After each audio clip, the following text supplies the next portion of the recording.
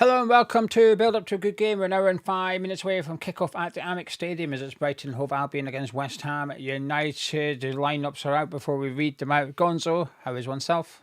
Good. Yeah, good. Looking forward.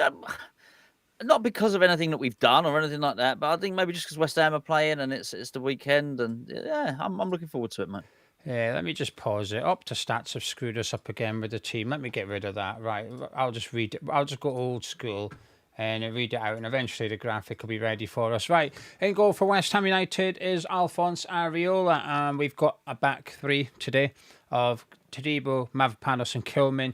Wan-Bissaka is back. He's right wing back. In midfield, we've got Thomas Soucek, Lucas Paqueta, and James Ward-Prowse. Emerson left wing back. And then we've got Jared Bowen and Mohamed Kudus up front. So two notable absentees, one from the starting 11, which is Nicholas Fulkrug, and one from the squad altogether. So there's an assumption there's an injury to Ollie Scarles. He is not on the bench today. That's the starting 11. What do you think? I'm really one of the few things I've enjoyed over the past 3 or 4 games has been Nicholas Fulkrug.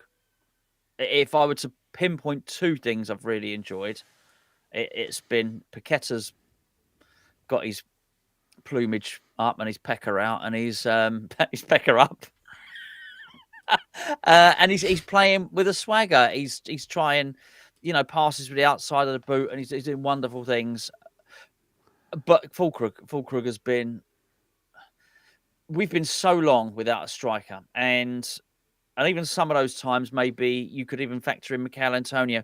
West Ham were always a better team when Antonio played. And Antonio's missed a lot of games, even when not just his injury now. And so I think it just felt over maybe the last 3 years, Bowen's filled in a lot up front. And I just think we just look better when we've got a striker. And I'm disappointed. And I'm not having this whole 45-minute thing and all the rest of it, because it's not a fitness thing, because it's been a week. So he should be able to play at least 60 minutes today.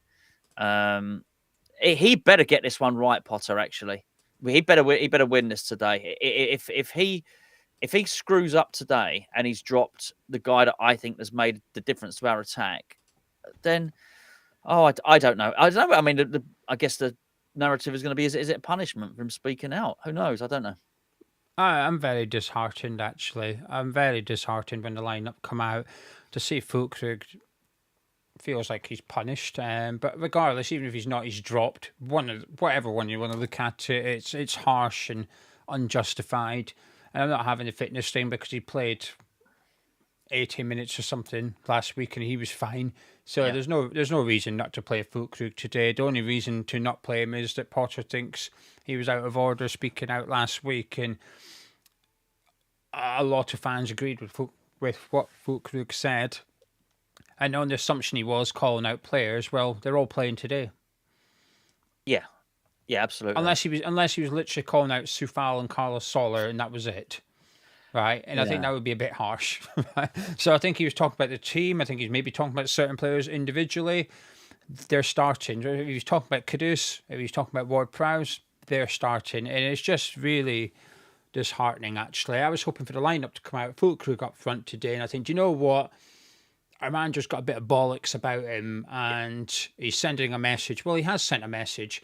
And the irony is, Potter keeps on talking about messages to the West Ham fans. He keeps on speaking about it, the relationship. But I always think I want to shake him because he keeps talking about it as if it starts at some point in the future. It started the day you came in, but you've just sent a big one today in regard to dropping Fulkrug. And I don't like the one it's sent, actually. I'm really not pleased about this. And he's put a target on his back. You've got to go get a win today, really. I totally agree. Just to expand on that a little bit, I think one of the reasons that we really liked what Fulkrug said was not just his observations, but I think there's been a lack of leadership. I think there's a lack of leadership throughout the club. But if we just deal with the playing side for the moment, I think we feel there's a lack of leadership there, and we feel there's a lack of frank talking and plain speaking. And I've no doubt that Potter is a good communicator, and I understand what he says, and he's clear and concise in what he says. But just because someone's clear in the way that they communicate the message. Doesn't mean that you necessarily agree with the message. He just communicates, and he's lucid in the way that he speaks. But I think it was nice to see a bit of passion, a bit of fight, a bit of spirit. It was nice to see someone who was completely knobbed off with what he'd seen on the pitch, right? So he was narked. He had the ump, and we like to see that. And I do feel, certainly looking at Potter, he is the way Potter speaks, and I do think he comes across impressive, but I do think he lacks a little bit of fire, and he's got a bit of Gareth Southgate-itis about him, actually. And what you want to see is a little bit of passion, and it almost feels very because he's giving the same messaging and telling us. He talks about messages to fans. He's telling us how good the football's going to be one day, and all this stuff's coming out. It almost feels like spin, and it feels like PR. And when you hear a lot of that stuff, and it doesn't matter whether it's in football or it's corporate speak in the office, sometimes you just want a bit of plain talking. And I think we got plain talking. I just hope Füllkrug hasn't been, because he's talked the talk and he's walked the walk, Füllkrug. He's spoken passionately and he's played passionately. And, that's something that really resonates with football fans. Yeah, and I think it's a dangerous game. I think he's a dangerous person to almost piss off a little bit, because he's big, isn't he? Well, not only that, but at full time today, regardless, on the assumption Füllkrug comes onto the pitch at some point, there's only one guy the interviewers are going to be wanting to grab a hold of, right? Sure. And the first question is going to be, how do you feel about being dropped today? Right. It's true. There was no reason for Füllkrug to hold back last week. There's even less reason for him to hold back now. And it could be, we got a tasty interview 7 days ago. We might even get a tastier one tonight if we don't play well today, we don't win today, and he gets in front of the camera. Because as a journalist, as the reporter, you want to extract information, but at the same time, you want to get a headline, you want to get your clicks and stuff like that.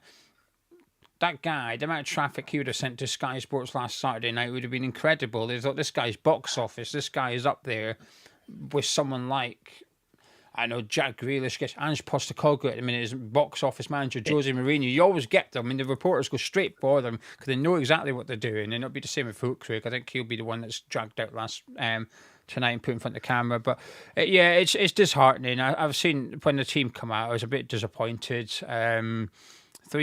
It's not a side that can't win today. We're not coming up against an in-form Brighton team. It's just one that's just, I don't know, because I read the comments from Tadibo this morning saying, we can't get European football, so looking forward to next season. Oh, okay. So you're not arsed about the next few games, which I understand, but I don't want to heave it. I'd at least pretend you're excited for the next 5 games and you're going to put on a performance for us. So yeah. Yeah, but he said if we keep this manager, it could be good next season. That's what he said. But yeah, it's just difficult to see where the goals come in this team, because we've looked our most threatening when Füllkrug's been on the pitch recently. Yeah. Put his interview to one side, we've looked best with Füllkrug in the team. We've looked like scoring. He's got a couple of goals. He's got an assist set up Jared Bowen as well. So hits the post. It keeps hitting the bar and the post. Yeah, exactly. So he's our biggest goal threat. Interview to one side, our biggest goal threat is sat on the bench for the start of this game, and I don't like it. This is just frustrating. Anyway, the bench for West Ham, that's on your screen because we do that part. It's Lucas Fabianski as well as Aaron Cresswell and Carlos Soler. Vladimir Coufal's on the bench. Füllkrug is on the bench with Guilherme. Danny Ings has returned. He's on the bench with Guido Rodriguez and Aaron D. Irving. So no Oli Scarles, and Edson Alvarez had already been ruled out for today's game by Graham Potter, so he is also out. And obviously Evan Ferguson is ineligible to play against his parent club. Where would you like to see the Brighton team? Yeah, please. Well, I'll read it out. Maybe I'll have a look and see if it's fixed. The Brighton team's all right. They've got the correct players there. And the West Ham players are correct. According to Opta, Max Kilman's playing right wing. That should be fun. It'd be something new. That'd be something. Emerson centre midfield, Kilman right wing. So anyway, it's sort of fixed by Opta. Thank you very much, but I'll leave it running. The Brighton team. Yeah. Verbruggen in goal, and it looks like I think it's Hinshelwood at right back, with Dunk and Belieber centre back, Estupinian over at left back. In midfield, they've got Ayari and Weaver with O'Reilly in the number 10 role. Adringra over on the left hand side with Solly March playing right wing and Danny Welbeck up front. I'll just quickly rattle through the Brighton bench. Steele is on the bench with Lamptey, Gruda, Cashin. Then Minter is on the bench with Mitoma and Gomez, Veltman and Tasker. So a better bench for Brighton than West Ham this afternoon, I think. Our bench is not very inspiring. Craswell, Soufal, Sola, Rodriguez, Irving, Guilherme, Ings and Fulkrug. Anyway. Yeah. Brighton 11, what do you make of it? I don't think it's all that. Okay. To be honest with you, I'm not that impressed with it. I think this is why it's frustrating. We could beat that team, if irrespective. So I don't like all this talk about next season and get players in. Of course, I want us to get players. I want it to be a good transfer window. I like the transfer window. I like bringing players in, but it gives the impression, as I've mentioned on a number of times, that we haven't got like Accrington, Stanley, and Grimsby players there. We get the right players on the pitch, we can beat this team. They're out of form, and I don't think that's a very good team. Well, I think there's some good individuals in there, but I think, I mean, come on, they've got Danny Welbeck up front, and I know he's had an Indian summer to his career and all the rest of it, but they still got Danny Welbeck up front.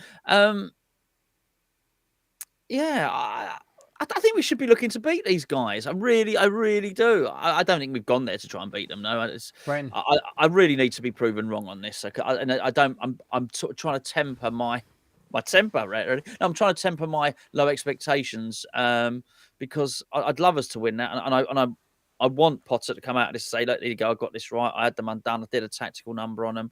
But at the moment, I have to say to you, if I'm being honest, it doesn't seem. I think we can beat Brighton. I just don't think he's put a team out to beat Brighton.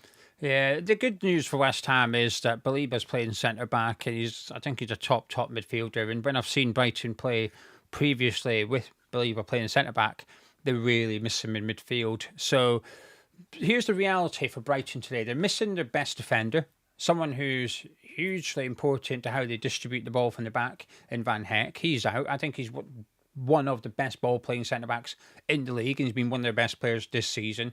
He's out because of concussion protocol. Belieber is their best midfielder, and one of the best midfielders in the league, in my opinion. He's playing out of position at centre-back, so he's on the pitch, but not where he's at his best. And then Pedro is suspended. So two of their best players are out, and their best player out of position. So it's a really good opportunity to play Brighton today. It's difficult to work out exactly how he's going to line up. I disagree with Opta Stats. They've got Solly March playing right back, Hinshelwood in midfield. That could be possible. We'll have to wait and see. But ultimately, they've got some square pegs and round holes.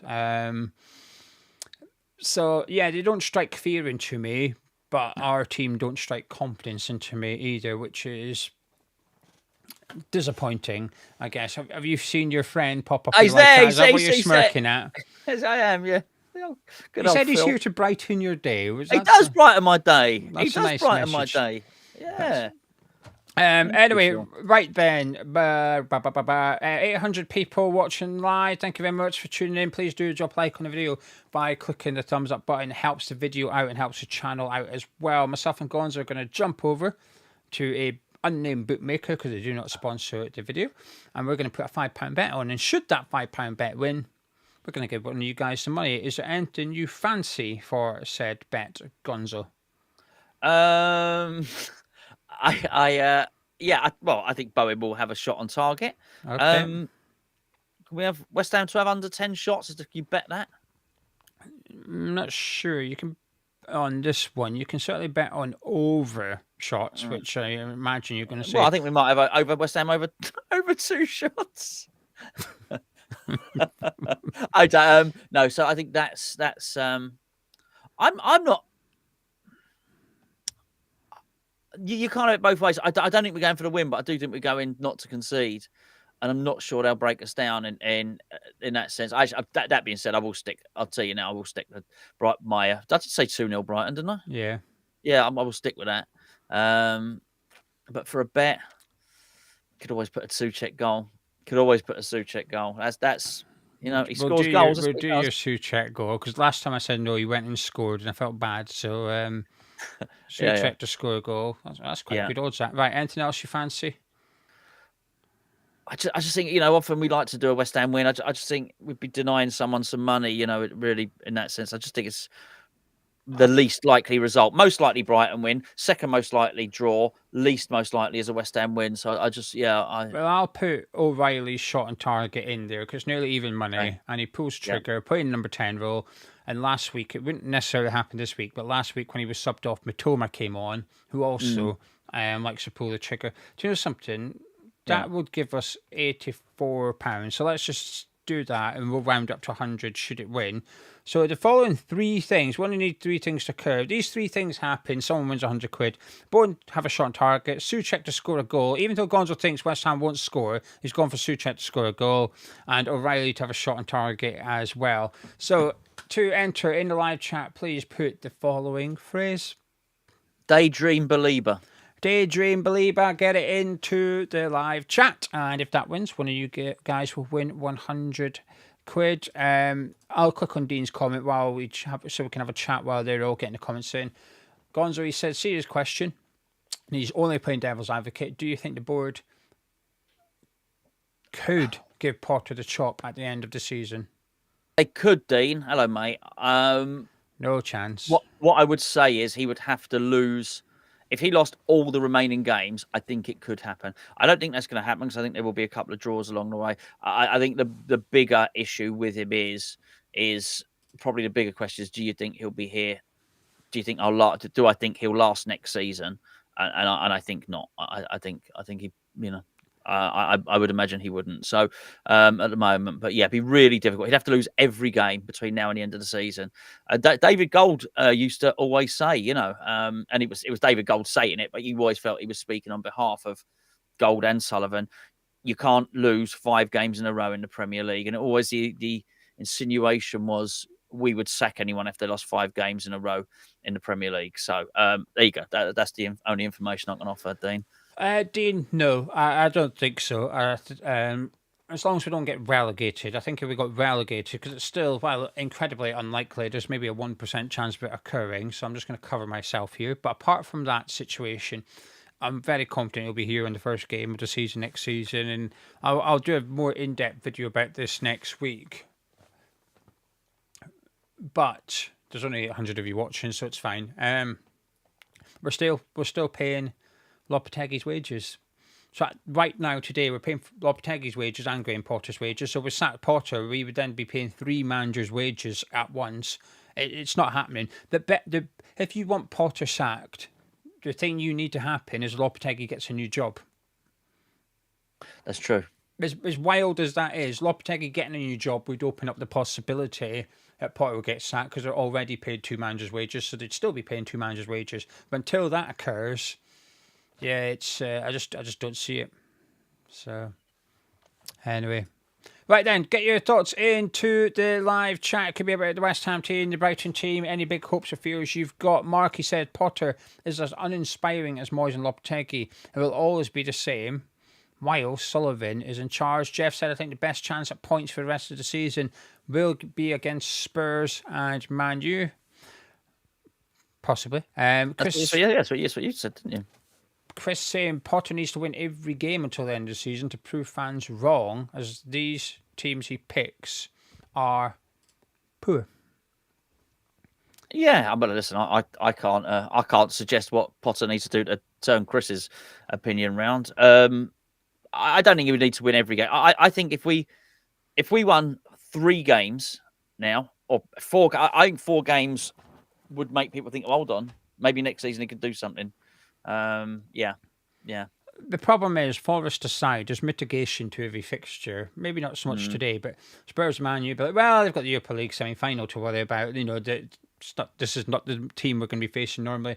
Ipswich they're already relegated, so there will be mitigation and fair mitigation applied, even if we did go on and win all 5.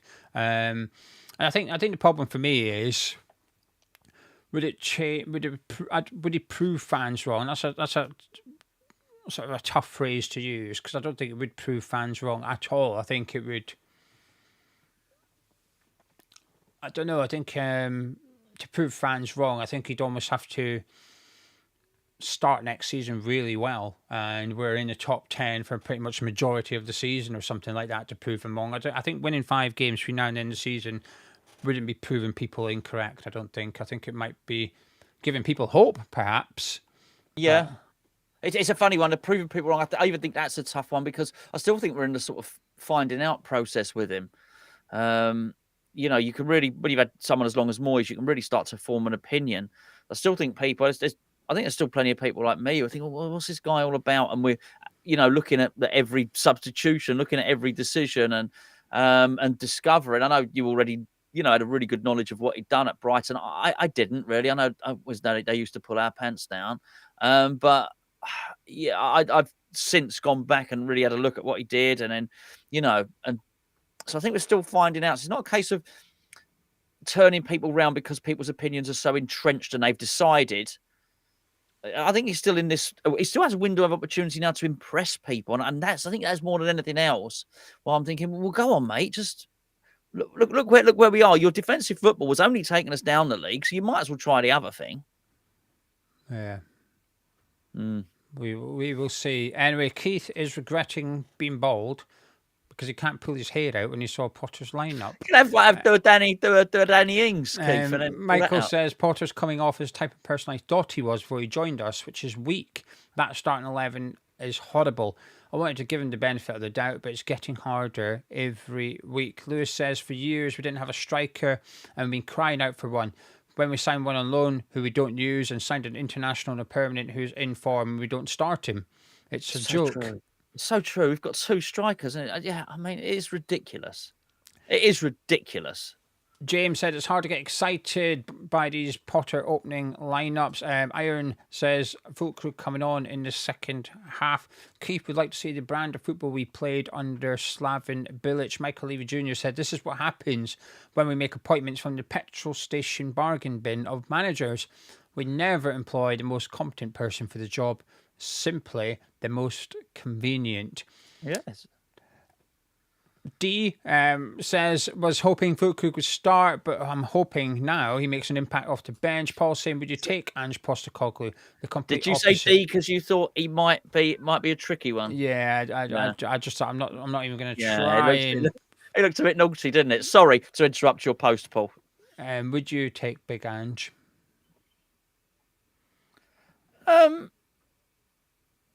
think it's hard to say that at the moment, but I at least think if he came in, he'd have been.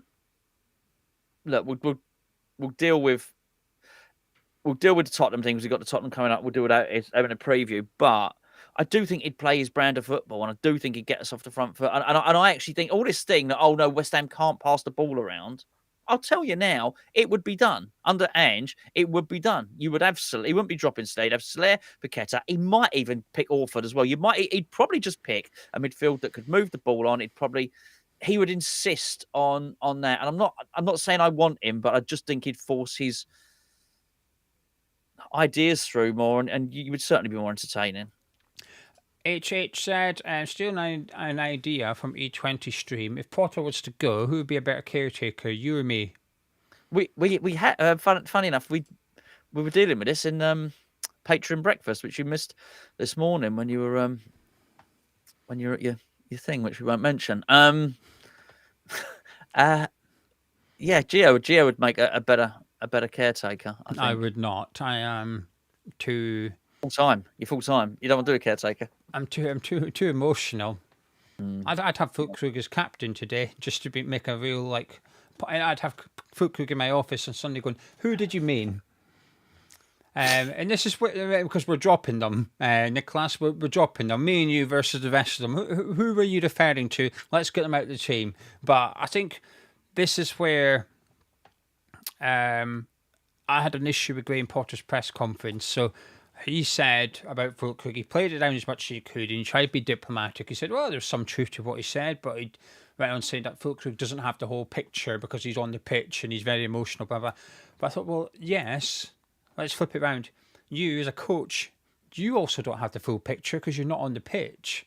Yeah. And to dismiss a player's perspective who is on the pitch, I think is Very naive. I always go back to Carlo Ancelotti in that Champions League final when the Real Madrid were struggling, and he called over, I think it was Modric, Kroos, and Marcelo. He had them; they were all off the pitch. One was a sub, two had come off the pitch, and he called the three of them over, and he said, "Right, what am I doing?" And he listened to the three players, and he made changes. They went on to win, and afterwards he got to say, "Oh, did they tell you what to do?" He said, "Well, yeah. Why would I not use them? They're on the pitch. They know what's happening. They can feel the game. I can't feel the game."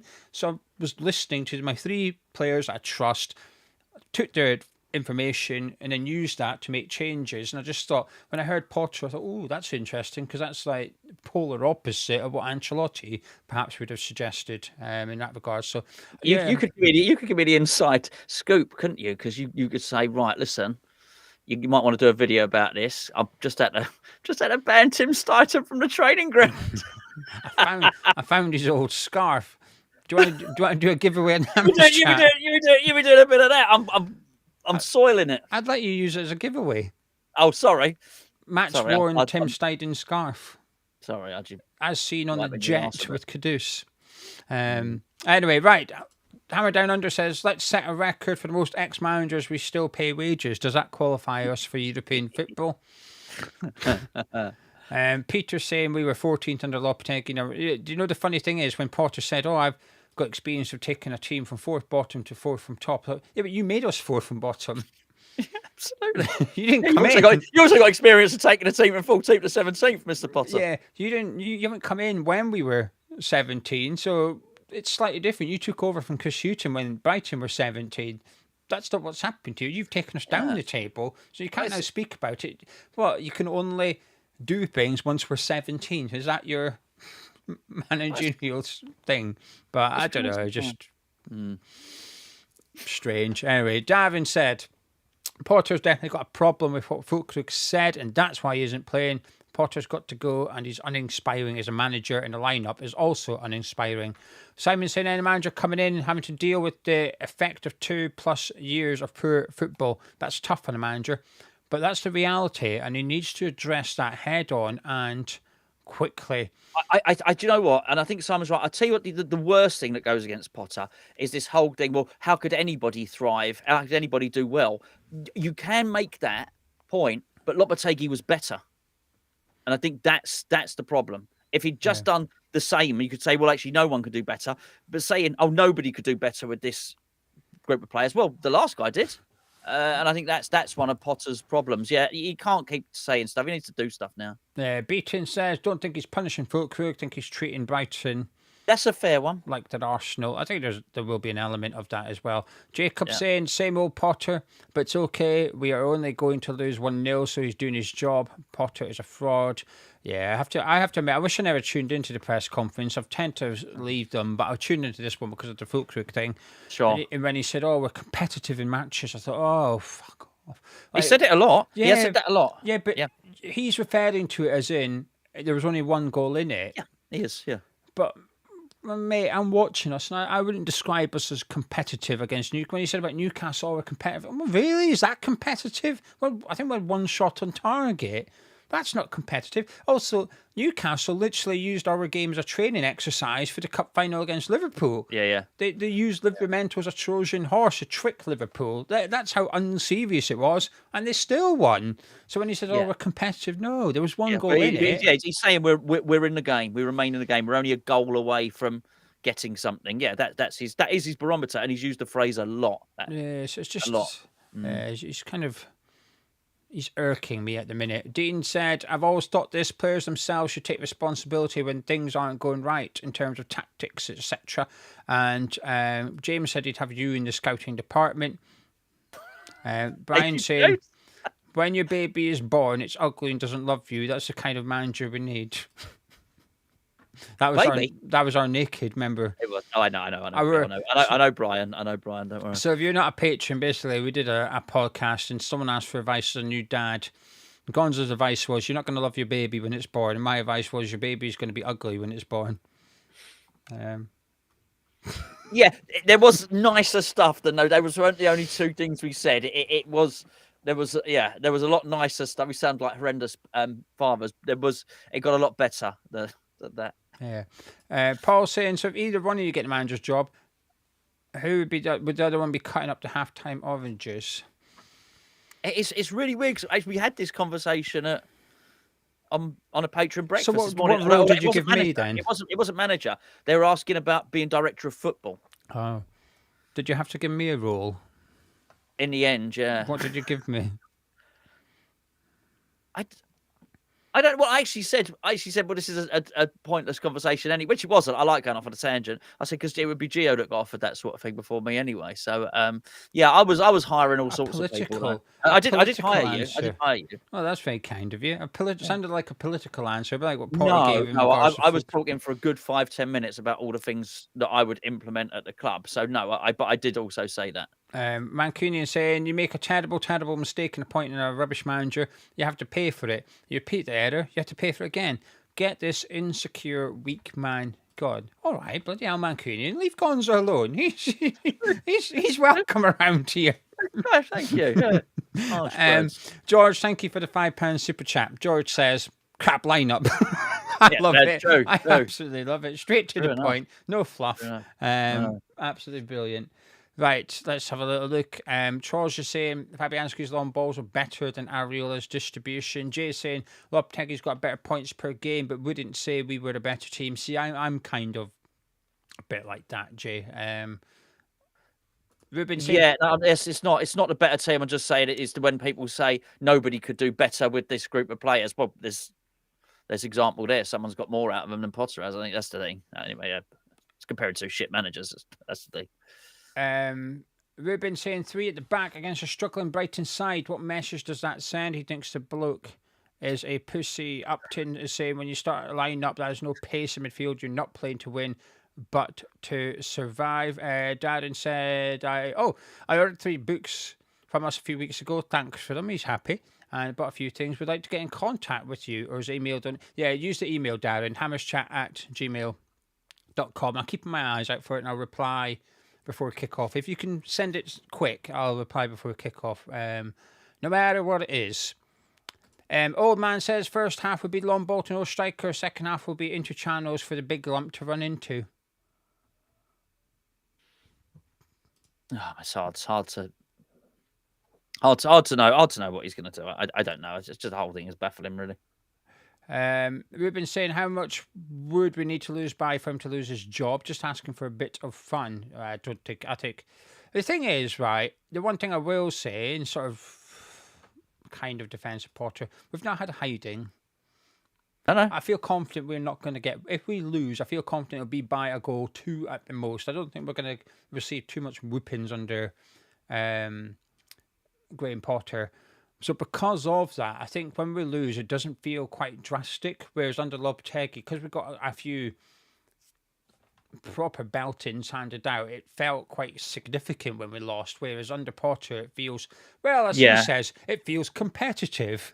Yeah, it's nice to have a competitive beating. So I think to some extent, it almost protects him a little bit from that. So we'll lose games because they're not significant. There's no headlines being made. No, the Chelsea game was total naivety from Lopetegui's point of view, for instance, wasn't it? So, that was headline making. Yeah. So I don't think it will. Anyway, I just want to quickly point in direction that this video sponsors Match Bingo. There's half an hour till kickoff, which means there's half an hour for you to get your cards ahead of today's game. The QR code is currently on your screen, so you can scan that or use the link that's in the description below. Match Bingo for this game. You buy 4 cards, you will get your 5th card free. You get 15 events on your bingo card. Match Bingo update your bingo card automatically through the game. You do not need to do anything. You just need to purchase them in the next half hour. Pays out first line, second line, as well as full house. Plus, there's a bonus pot as well for anyone else that gets full house that was not first. £250 up for grabs in today's game.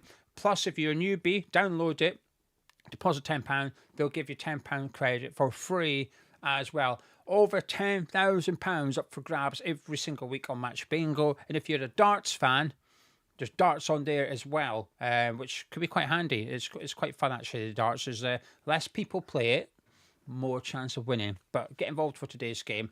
Links in description below. Gonzo, are you sticking with, did you say you're sticking with 2-0? I think you did, Yeah. didn't you? Yeah, I think so. Yeah, I've not seen anything to necessarily change that. Although I am, as I mentioned, I'm not. it's not a great Brighton team. This, and they are beatable. I hope I'm wrong. Hope we beat them. Yeah, let me just check one thing quickly, because someone said, Darren just said Everton have just been beaten, so if we win, we go 13th, which feels wrong. But I just had a look, and he's correct. If we win today, we do go 13th. We will go above Spurs, Wolves, Man U, and Everton should we win. It would be a really important game to win, then, isn't it? You know, so it's it would feel a lot nicer. I mean, Everton. I should add though that Wolves are playing Leicester as well, so the expectation is they would win. But Tottenham play Liverpool tomorrow. Yes, and Man United play Bournemouth. So I would suggest that they too would perhaps lose their games. So. Yeah, suddenly it feels a bit weird to say it's an opportunity to go 13, but it certainly takes the edge off it a little bit when you look at the league table and we're sat there rather than 17th. Help Potter. It would really help Potter because it stops that.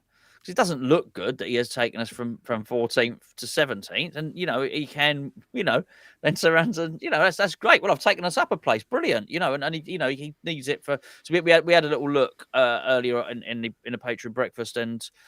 So Lopetegui won 7 games in his time, and one of those was a cup game.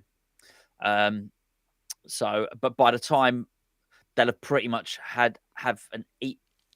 managed the same number of games, basically, by the time we finish this season. So it'd be good. It'd be great for Potter, I think, even if it was just 0.5% more in his win ratio. If he could just get to the end of the season and say, I'm better than him with the same players, I think that would really help. I still want to finish above Spurs and Man U, just because funny.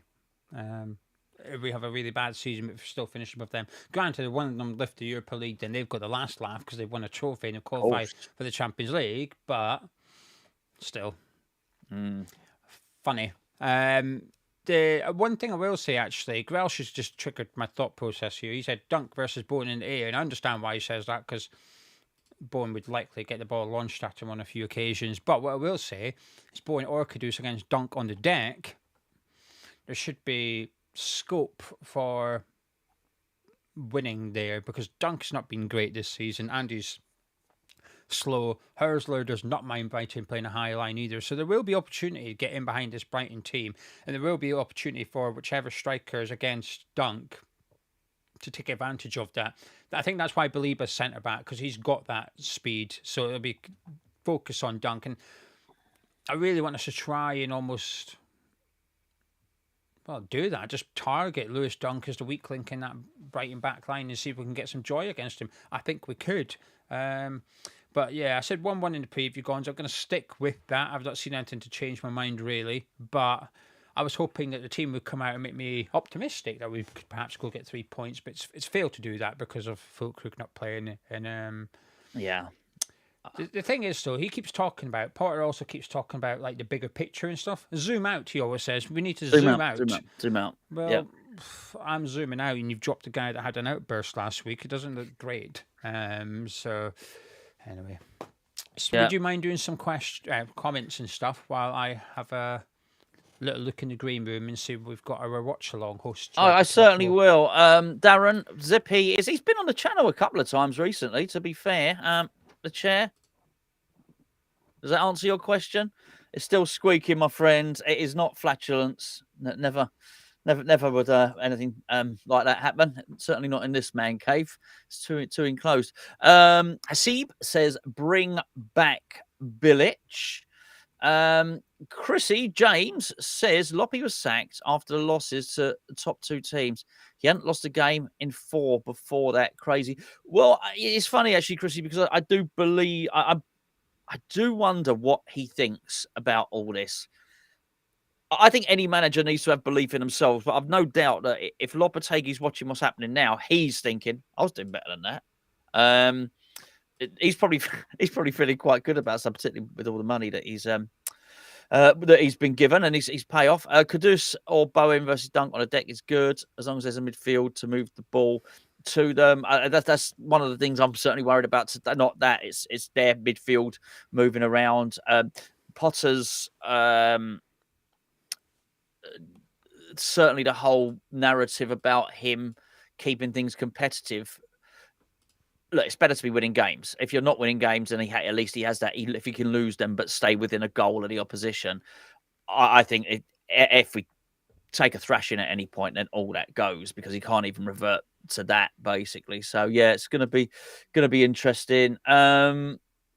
Let's have a little look at Steve Palmer. He said Fulkrug's not starting. Dunk and Welbeck against will be lucky to get a nil. I think we can keep them. I think we can keep them out. I do, and I know I predicted a 2-0 win for Brighton, but that's half of that is me being stubborn and just sticking with what I predicted when I didn't know the teams, 3 days ago. But I just don't have any evidence for West Ham winning this game. I think that's the thing. But there's not a lot of evidence for Brighton winning this game. But yeah, I do think we should be able to defend against this mob. And of course, we've got a back three, which obviously suits Matt Kilman, as I know. Geo will agree with. Are you done, Geo? You don't have to be. It's fine. I can do. Oh, we got one here. We got one here. GP diet advised for Gonzo. Fancy sausages. Look at Willie's. Thank you very much indeed, GP, and thank you for the £2 there as well. I'm off the sausages, mate. I think that's got to go. The sausages are gone. I'm not starving myself, by the way. But I think sausages are probably a step too far.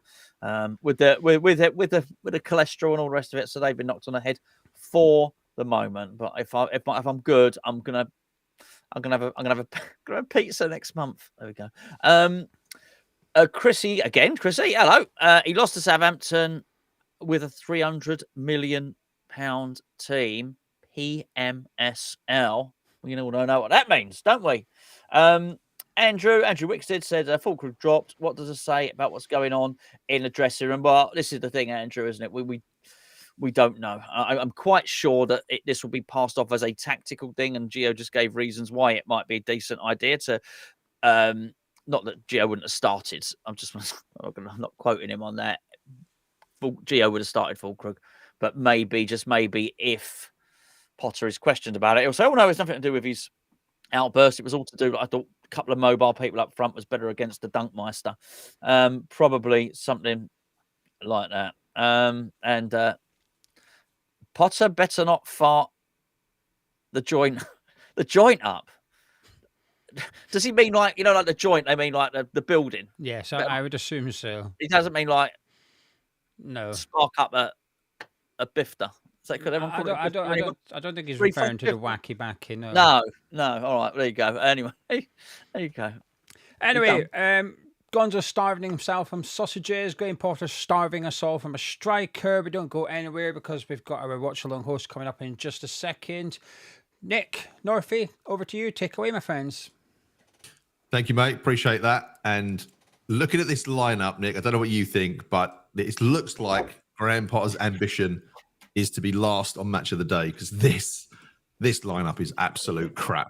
I went to the Southampton game. Appalling, no atmosphere, total crap. Yeah. I felt like I'd been mugged for a £17.50 for 3 goujons and a tiniest piece of shit portion of chips. Honestly, I was looking forward. I had a dentist appointment on Thursday, and I look forward to that more than I am these watch-alongs at the moment. I love being with you guys, don't get me wrong, but I am getting pissed off with this crap football that we're being served up. Anyway, starting with the rant, I'll calm down. Nick, over to you, mate. What are your thoughts? I mean, my thoughts are just resembled by my impression. I mean, I look disheveled. I look like it's been the end of a long season. I haven't shaved. I'm just in a state. I mean, the tea's nice, just a nice classic British tea in a very dainty little cup. I didn't buy that for myself. Someone purchased it for me years ago. So anyway, getting onto tea and teacups. Getting something out of today with the starting lineup we have is going to be a tricky thing to do, because it doesn't really matter who Brighton play, because it's the way they're going to play, and especially the first half. It's very difficult to imagine that we're not going to see a first half the same as other first halves we've seen recently. So just thanks for everyone for joining us for what I mean, we occurred is about to occur. Yeah, we would know it's going to be Hammer's a losing at the break. He's going to be a bog standard. I think that's going to be his tagline at the moment. But we can't get relegated. We can't go up. What's he trying to play for? To nick a point here. What is? I don't get why you would just go. Oh, a point away at Brighton's not too bad. It's like, why? We don't want to see that. Test something, try something new. This 5 at the back has not worked all season. Mavropanos can literally fuck off. I'm just sick of seeing his Greek name in the bloody starting lineup. And Fulkrug's anyone come out with a pair of bollocks to say, we are crap. We're not really doing anything. And he benches him. Okay, yeah, you're speaking out against the manager or the team, but it shows a bit of passion. We need players with passion. There's just such a lack of void of leadership and anything in this team. When I'm looking at this lineup and I'm just thinking, oh man, I've got to sit here again. And I know it's going to be a big moan fest from all of us. I can't see us getting anything out of this. I don't know what your score prediction is. It was difficult to look beyond 3-1 Brighton. The only thing about Potter I'd say is, personally, I'm fine with him here for next season, because I don't think you can really, I would say you can't really judge anyone based on these players. I still think Lopetegui was a crap manager. And I believe the rest of his career, apart from one season, proves that. So I think when he gets the players in, obviously people have said that in the press conferences, he says the right thing and then just puts out absolute nonsense. However, even talking about the summer and next season, he has said that it is about mentality and it is about finding hungry players and it is about finding certain type of player. I think he's probably got it wrong by not starting Fulkrug, unless Fulkrug has a fitness issue, still isn't himself, says he's 100%. I don't know what. But I think after that outburst, again, even if he'd have been diplomatic in the press conference, but then starting him, that would have shown something or said something. So not doing that is quite potentially big, unless he's just trying to, still say, oh, nonetheless, I'm the manager. But I won't judge him until the start of next season, basically. I won't judge him on this current squad. The only problem I have with that is that, look, we think we know football. We think we know West Ham. We're all fans. We're all very passionate about it. But footballers and their agents know what's happening in the Premier League more than anyone. And if you've got a player, if we're going for really good players, we need to be going for European level type players. Like, looking at this team, would you want to send probably the only agent that would send a player here is Aaron Ramsdale, because he's just been, his agent's crap and sends him anywhere, so we'll probably get him. But apart from that, I think who'd want to come to West Ham at the moment? Like, we don't play good football. There doesn't seem to be much passion. It's a bit of a poison chalice. We know the board are toxic. It's a really hard sell. I think we're I'd take, obviously I work in recruitment as a day job, but if you're picking companies, which company do you want to work for? West Ham ain't the one. It's not the one you want to go and work for. It's only for the money. And if that's and then you just become, we have the Paquetas and the Kuduses who come for the money, don't really turn up on the day. And I think that's the problem we're in. Yeah, I still think, I think money and promises, mainly money, but also an upgrade. We're still in the Premier League. How has it happened only through 3 shit teams? If any one of those other teams, that's all it would take, not 2. One other team had been not just incredibly, shit, sitting on 21 points. If there'd been another one that had come up and done what some of the other teams have, then we could literally be sitting here talking about the last game of the season and relegations. But because we're in the Premier League next year, it's still a step up for any championship player, or even League One. So I think that's where we need to be looking. We need to learn the lesson from Alvarez, from Mavropanos, from Rodriguez. It's not just saying that foreign players are not good, whatever, but it's just not really where we are right now, where we can look for this star player to come in. Is not where we are. Yeah, and that's a problem. So that's a really long rebuild, and that's with untested players.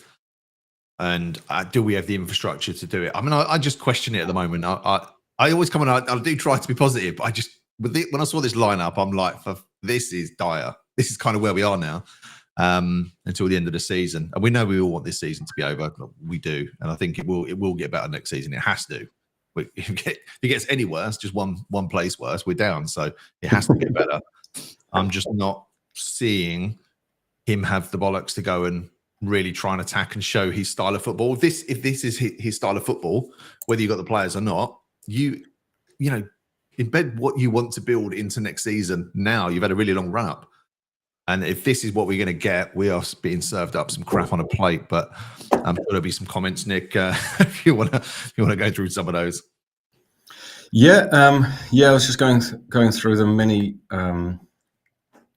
Many good comments here. Ruben says, "Cannot believe we've dropped the only player seems to give him a crap." Yeah, it's not really Fulkrug's on the bench.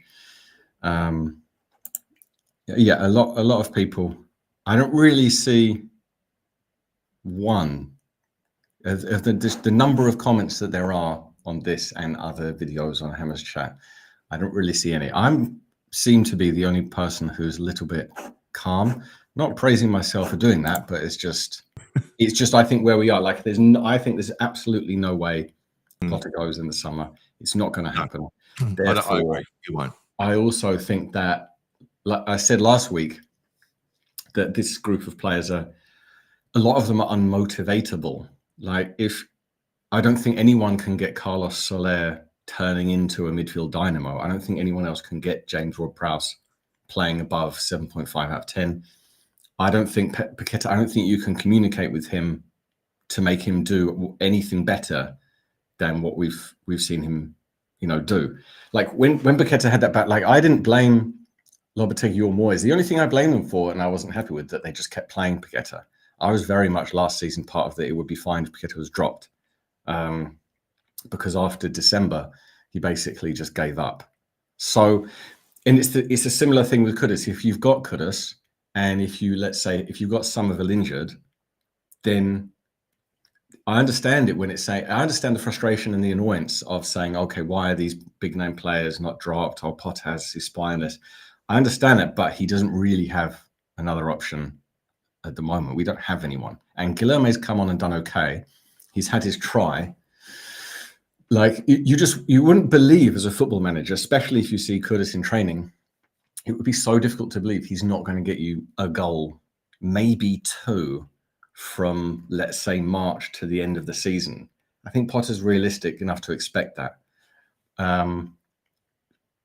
Obviously, I think the Fulkrug thing is his biggest problem that Potter's actually failed on. Apart from that, if you come to a club with shit old strikers who are 31, 32, 33, the midfield of Rodriguez, Alvarez, Ward-Prowse, Souček, I don't think you suddenly get them incredibly motivated to say, right, I'm the new manager at the club. It's January. We've got Fulham at home, Palace at home, and Villa away. We need to just do everything we can. So because Potter must stay, my just hope I'm just grasping to is that we shift out the crap, get young English players in, and then from summer, Potter builds on, an upward thing of motivation. So call me a naive moron at will. Not again. Yeah. I'm trying to think of the positives I can bring to this, really, because when we kind of go through that, and Brighton are a decent team. We know they play good football. They've got a really good infrastructure at the club. I think it's kind of for not a traditional big six club, they're probably like the team you want to be at, run behind the scenes. There never seems to be arguments and things. So they're a really good outfit. I do like Brighton a lot. I think you say it was 3-1 loss is kind of what you're. Yeah, it just makes sense to me that Brighton will play how they play at home. The combination of Mavropanos and Kilman, that's one minimum 2 goals to the opposition through basic lack of marking, not playing the offside trap, stuff like that. Emerson, reasonable player, can go missing. Wan-Bissaka will probably look to his left and see, Tadebo's the only one. He'll see Mavropanos, Kilman, and Emerson over the other side of the pitch and think, how much effort am I going to put in today to stop this lot letting in a goal or two? Yeah. Well, what's the odds of Welbeck for a hat trick today? I mean, that's got pretty good odds in it, but I just don't think this 5 at the back isn't working for us at all. I mean, you put 5 at the back to make yourself more defensively sound. I think it hurts us, and that's a weird. That should never happen, but it does. I think Mavropanos just creates panic. We say it week in, week out. I don't know what he's doing. I don't know what he's doing to the manager's room, to the managers, to get him so much game time. He must be doing something that we're not seeing. We've got GP in the chat today. He wasn't here last week, and I didn't have to monitor appendage mentions and various ludicrous nuances. But he's here today, so don't start talking about favours. I don't know, but Welbeck and Bowen to have 2 or more shots on target each is 12-1. It's not bad. Not bad at all. Worth a stint, that. Yeah, I mean, Danny Welbeck first is 5-1, anytime 13-8. I'm not sure if there's going to be a hat trick. Have a look. Also, I'm looking on this bench as well. I'm just looking at the subs bench as well. Again, I don't think it's... There's talk of a big clear out, obviously, at the end of the season, which will make a huge loss on a lot of players, but that's what we do anyway. But I'm just thinking who would you bring? Looking at the subs bench, I know you don't like Soler, you're not a fan. Creswell, we know, has been a great servant, but he's past it. Soufal, still think he's a good squad player. Fulkrug, for me, should be on. Guilherme again, we don't know yet. Ings, no. Rodriguez, no. Irving, Irving again, look, he's such a non-entity when it comes to Premier League players, but actually he's done all right for us. So again, would you put Irving on? Start him. Possibly above Ward-Prowse, but I mean, obviously Potter just doesn't like him. I don't even know if Evan Ferguson's injured or if everyone's just given up on his existence. I also don't know if Scarles is injured. I think Scarles has got a knock, yeah. I was thinking that with Ferguson. If we were to take Ferguson today, you might as well just leave him there, save him coming back later, because it's pointless. He's not going to play him, is he? So that was another weird one. Why you getting a striker? We've got 3 strikers now: Ings, Soufal, and Fulkrug, and we don't play any. What club does that? What club spends money on strikers, all those wages, huge wages, and just doesn't ever start them? Bowen's quality, but it's just weird. Play him as a winger. He's brilliant as a right winger. He's excellent. Yeah, it's going to be a tough first half. It is. I mean, Pete says one positive is we aren't playing Sunday, so it'll be all over by 10-5. It's very, very true. Yeah, I love that way of looking at it. Yeah, Andy wants Potter to go in the shop window. No relation. Yeah. And yeah, Irons Mark Fulkrug should be made captain after his outburst. And it claims that he said what we're all thinking. I mean, I think some people have said it. I wouldn't necessarily take the captaincy off of Bowen. Chrissy says, Mav getting all the stick. Yeah, Kilman has been getting away with most of the season, gets done all the time. Yeah, I mean, I'm always noting with great articulation and erudition about how crap Kilman is. And I hope he's not a starter for us next season. Jeff is worried that Bowen will leave next season. No, he won't. He won't. Not at all. Actually, Victor makes a good point. Obviously, I was being thick. Ferguson can't play against Brighton. Thanks, Susan. Sorry, I was being stupid. It happens sometimes. But I'd have just taken him on the bus and just dropped him off there anyway. Just, Yeah, just say you are a bit crap and sorry, just stay there. Yeah. Otherwise, he's got to go back to London. Pointless, isn't it, mate? For a few weeks. Stephen Russell, I did see his comment that he never trusts, or he said, don't trust anyone who takes a big breath out through their teeth. He was referring to Potter's press conferences because he always goes, Potter always breathes through his teeth. I don't really have a big problem with that, but Stephen Russell has a problem with that as much as he has a problem with people making Harry Potter wordplay jokes. He hates all of those things. He's a very tetchy individual. I think he drinks too much caffeine. Stephen Russell, that is not Graham Potter. Dave says Jarrod Bowen is the least vocal captain. I mean, we don't know what goes on. I think he's fine. But Yeah, again, we don't. A lot of the captain work goes off the field now, doesn't it, rather than being on the pitch. But the fact that he's been given that captaincy and we're in the worst position we have been in, then maybe we should look at that next year. The problem is, who would you give it to? I mean, he's not going to give it to Fulkrug because Fulkrug doesn't appear to be happy. So, which other player would you give the West Ham captaincy to? Mavropanos, just to annoy you. Jesus, I'd quit. Yeah.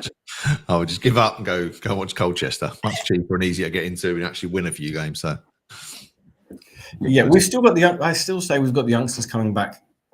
I don't know why. My hopes for next season absolutely won't be diminished at all. I refuse that to happen. I'm wearing a lavender jumper. If anyone would like to, I do look a bit homeless. I think DC said homeless. Someone else looked like I was up all night writing romantic poetry, but or playing with myself. But I don't do either of those two things, especially the poetry one. So kickoff is going to be in about 3 minutes, and then it's just the pace. It's the pace problem. I don't, even if, let's say, Potter was still fixated, because one thing Geo and Gonzo mentioned also is that we haven't been thumped this under the Potter regime, whatever you want to call it. We haven't lost by 5 or 6 as we have done under previous managers. So that's the only, trying to look at positives. That is the thing. If you take into account the squad we haven't lost by 5. That's something notable that Potter has to deal with, and at least something that's turned out. And again, looking at a bench, apart from Fulkrug, as you say, there's really no one else outstanding. I mean, dear God, we've still got Danny Ings on the bench. We could be doing these watch longs when we're 80, 90 years old, and I just feel like Danny Ings will still be on the bench in the distant future. But yeah, aside the fact that if Potter may be still thinking, okay, we've still got a number of games left, we've still got Man U and Tottenham to play, maybe if we finish above them, like our ambitions this season are effectively 15th. If we can finish the season in 15th, sitting pretty, then that's why he may be trying to get a point from today or something. So I don't really mind that, but it's just the way we play. It's just the way we play in the last couple of games in first halves, sitting back against Brighton. If we start with this team and somehow we attack a bit, that would be okay.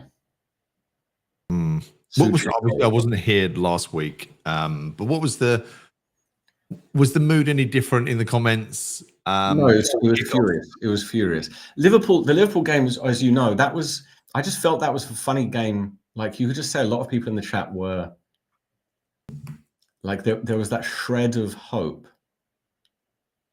And it was the fact that it was Liverpool away. You have something of being resigned to losing, but it would still be a great one to get something out of, just for knowing other Liverpool fans. Yeah, last week was just anger. But against Southampton, was there more hope? No, going into that. It's still not. All right. Yeah. It only took. I mean, it took minutes. Like we were okay for a few minutes.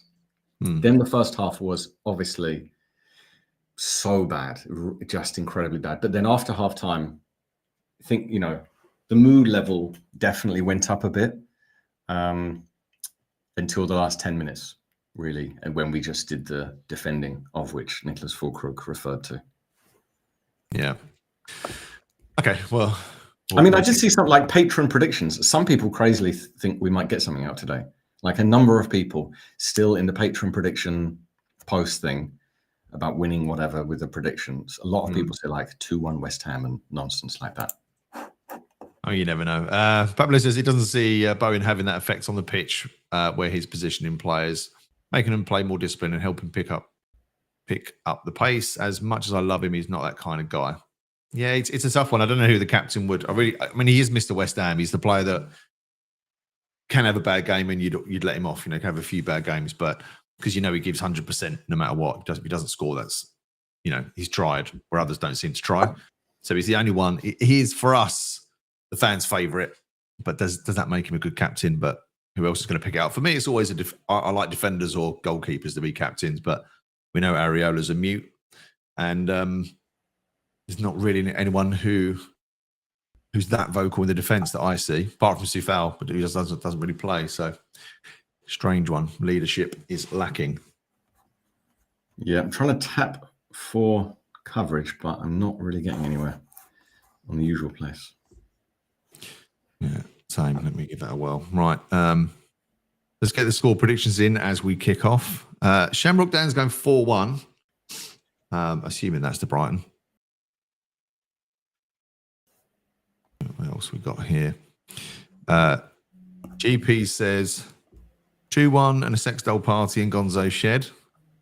I mean, it's probably the same likelihood, to be honest, so that's absolutely fine. Frank Official Leash Gaming. Yeah, I've got that right. No, Freak. Jesus, man, you're not making it easy for me. But 5-0 Brighton anyway. I hate to say it, but it's going to be the first thrashing incoming. Although I did see the conversation. I don't know if you caught the conversation with Geo and the Brighton fan. And I thought Brighton fans love Potter. Would be unhappy that he left, to go to Chelsea, but a bigger club, so you can kind of understand that. But apparently not. I mean, I know it's only one fan, but he said that people didn't really like Potter and his style of football was weird and odd and a bit strange in places, and he put players in different positions and things like that. So that didn't fill me with much hope. I'm going to say that. Yeah, I'm not getting anywhere so far. Ruben is saying 1-0 Brighton. Doms is going 2-1 West Ham. 2-2. George is 2-1. Oh, Dave has gone for kudos to score. I mean, we say that every week, don't we? And it's not. Yeah, good luck. He's due a goal. Jesus Christ, we'll be saying that. I mean, I don't think it'll be in next season. So I may even be surprised that he ever scores for us again. 5-1 Brighton cost the hammer. 2-1 with the obligatory "we were competitive" quote. Good one, Lewis. Yeah, that seems to be a bit of a motto coming out. A 1-1 draw to mathematically confirm our Premier League place. Yeah, probably will be 1-1. It's kind of what I was going to go for, but not a good game.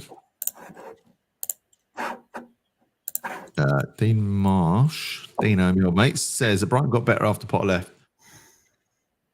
Yeah, I mean, they're just a good club. I do like, they're a good club. It's how if West Ham were run like Brighton, I think would be with our stadium and fan base, I think would be challenging a lot more. Why we don't just go out and buy their scouting team? Just dump ours and go out and buy theirs. That would do me well. P actually says that Potter isn't likable. Oh, what are your thoughts on that, Nick? Potter isn't likable? Because I actually think that he is. Results business. I think if he gets some results and does the same press conference, we'll all be saying, "Oh, how wonderful he is," and we love the way that he breathes through his teeth. We'll be saying. I think he talks a good game. He just doesn't follow it up. So, I mean, God knows what's happening in the game. We're 3 minutes in. I have no idea. I just can't seem to find any form of visual representation of what is occurring. Shots comes in, and that was I'll WhatsApp you, Nick. Shot comes in, and that one was from some Brighton player. Estepania, isn't it? Let me send you WhatsApp. Oh, it's way over the bar. Can you get WhatsApp web, Nick? Yeah, I have something. I'm coming up to 4 minutes in. 3:40. I'm ahead of you. How did you find that? I'm looking at the same thing. So confusing. I have faster internet. It speeds up time. That's what it does. West Ham just playing it around here. I want to see Paqueta as well, because he does pop into midfield and then play balls more. He's playing more balls backwards, I'm noticing at the moment as well. And I don't know if that's the case of maybe he's coming up for sale and his pass percentage it needs to look better, but I really want to see him trying those tricky ones, just pop some balls through. Bowen's tackled there. Too easily dispossessed. But foul to Brighton in the middle. Okay. Well, it's 0-0, 5 minutes in. So that's good, everyone. That is absolutely fantastic. This time that one. Navigating the spicy. Well, I don't navigate them. I just get too excited and just furiously click everywhere. Get distracted, more like. Yeah. After 30 seconds, I'm done. Doesn't take much. Yeah, a bit scrappy. All Brighton. Crossing. Second cross comes in the last 10 seconds. Headed out by Wan-Bissaka.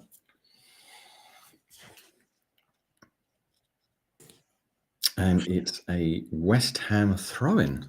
Huzzah, up the right wing. Oh no, it was taken too quickly. Got to do it again.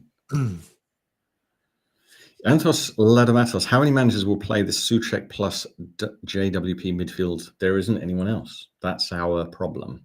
Yeah, that is it. That's I don't think we've got anyone from the youth team that can step up, really.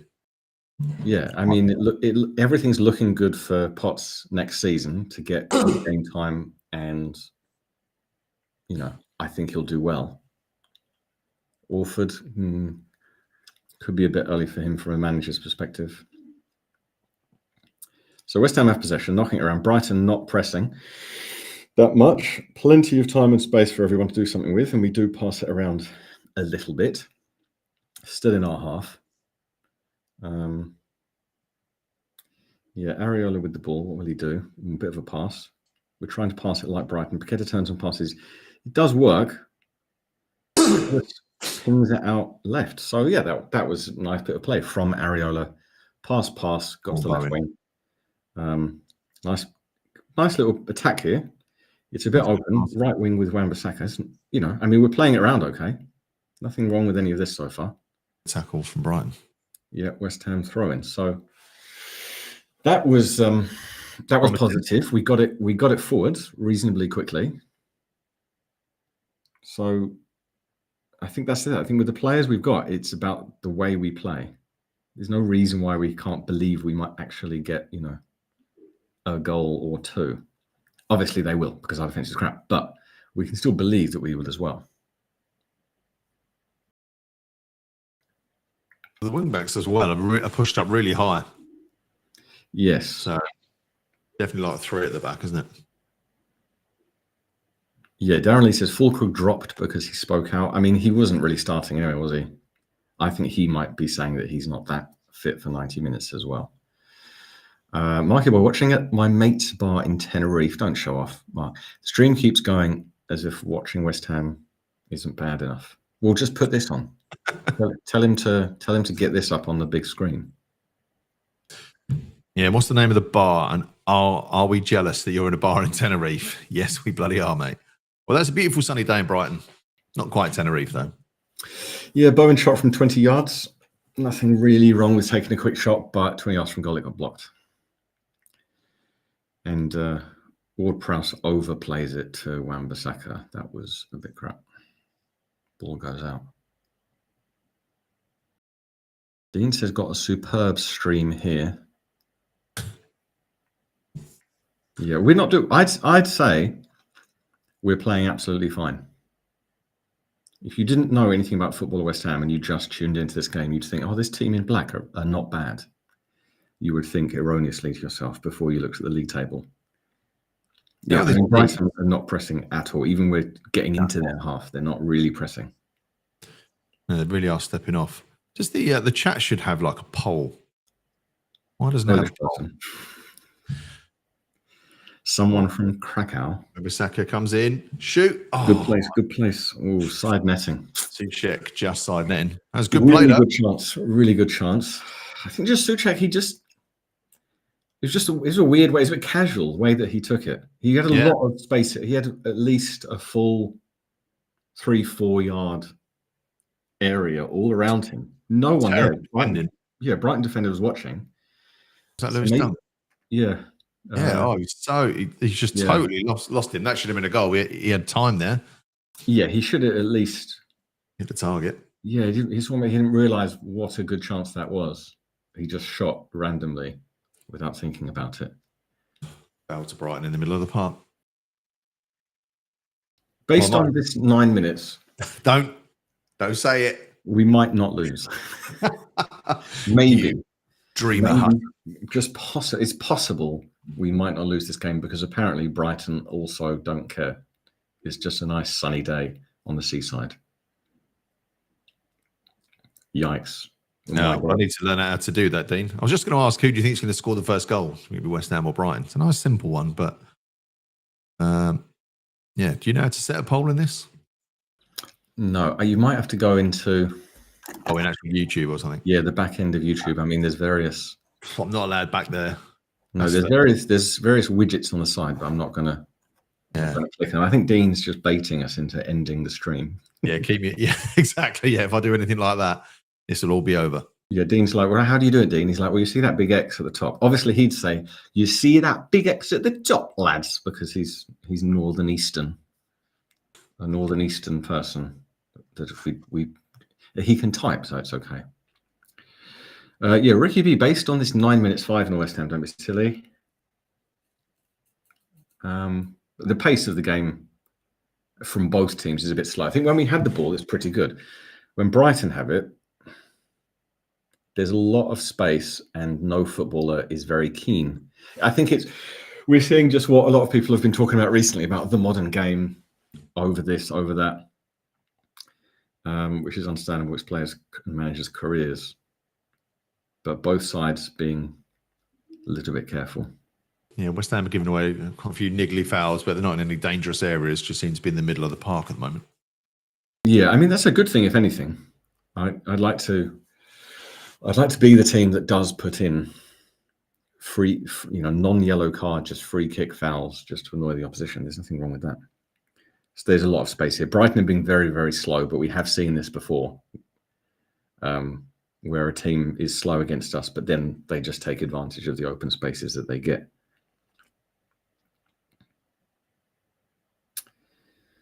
Yeah, Brighton have it in our half. They're up to their left wing. Wan-Bissaka looks to have him covered, but they can play it across. Oh, goal. Brighton, 1-0. Great hit. Great hit from Brighton, but again, Ayari. Just loads of space, loads of time. Loads of space. And we go again. Yeah. Right. It's time, Nick. It's time. I'll break open a beer with the West Ham.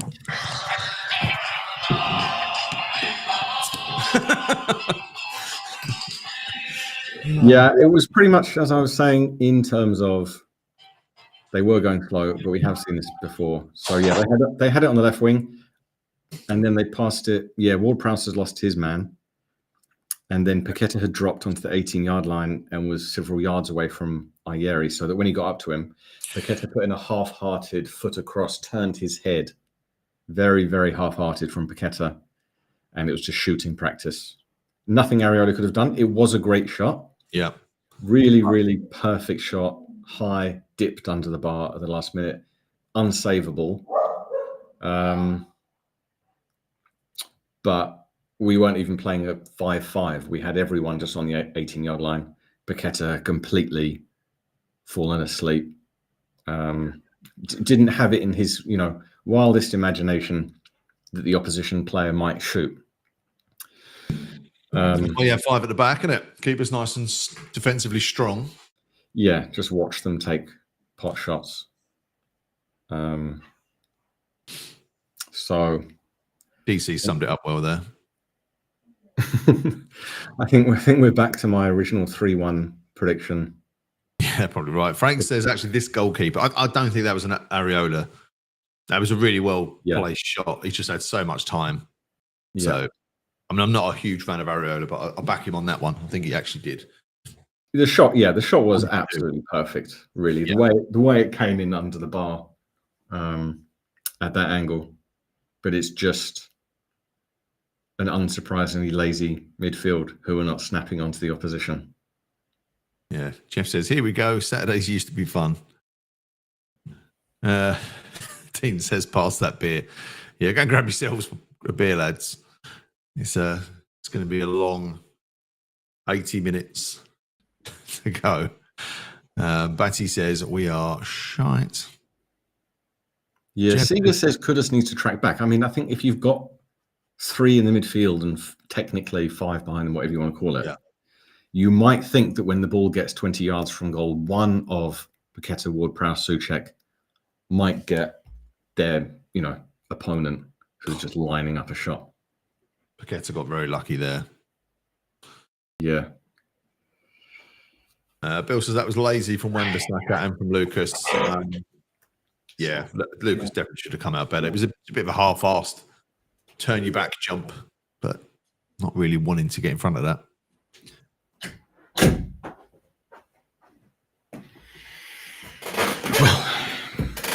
Yeah, Glenn, it was an excellent goal. Let's not take it away from the Brighton player. Cracking shot. That was one of ours. We love it. West Ham have a chance to break now. Put your head up. Just plays a lazy ball out. Wan-Bissaka makes something of it, luckily. Breaks the lines well. Bowen on the attacks. 2v2. Get in there. Bowen's going to shoot. Of course he is. He won't pass. That was greedy. We had 2 strikers in the middle there. A little bit. Could have squared it through check. He's always going to want to shoot, Bowen. That is the one time he could have passed earlier. Yeah, I did have Brighton in a couple of bets. I think maybe only one. That was a bit silly. Always should bet more. Still Newcastle 0, Ipswich 0. Quite a vital game. Oh, there, Bowen. He should have passed.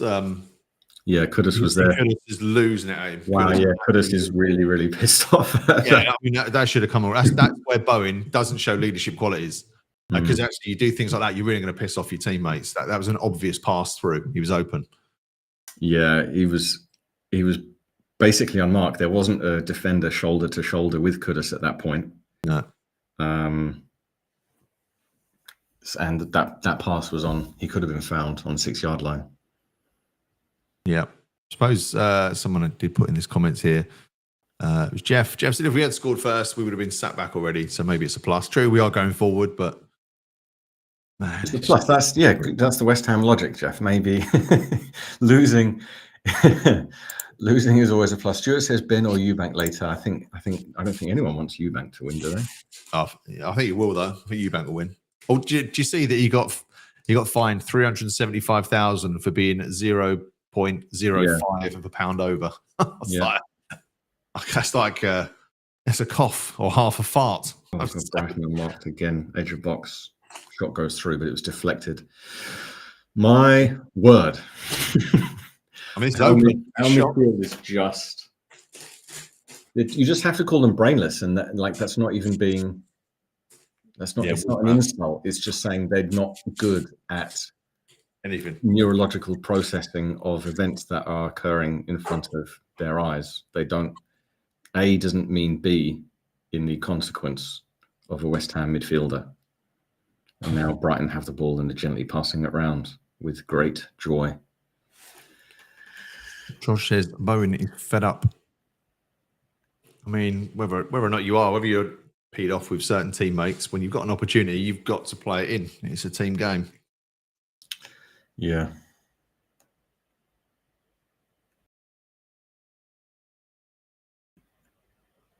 Wan-Bissaka's getting some joy out there, don't he? Yeah, we could definitely score if we weren't crap. Lewis says, I want you back to never like to for arrogance over drug teaching. Little bit judgmental, Lewis. Little bit, people in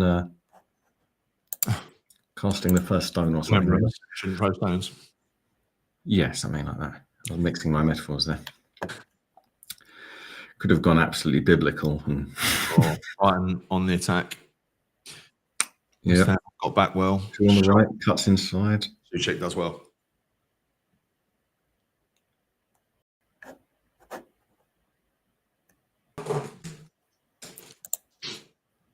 Ian Gravett proves we're not playing as a team. Sorry, but we're going down next season. If you don't improve, you got to think Burnley's coming up, so they're not going to do much. They'll probably be fodder. Leeds as well. Leeds will have a go.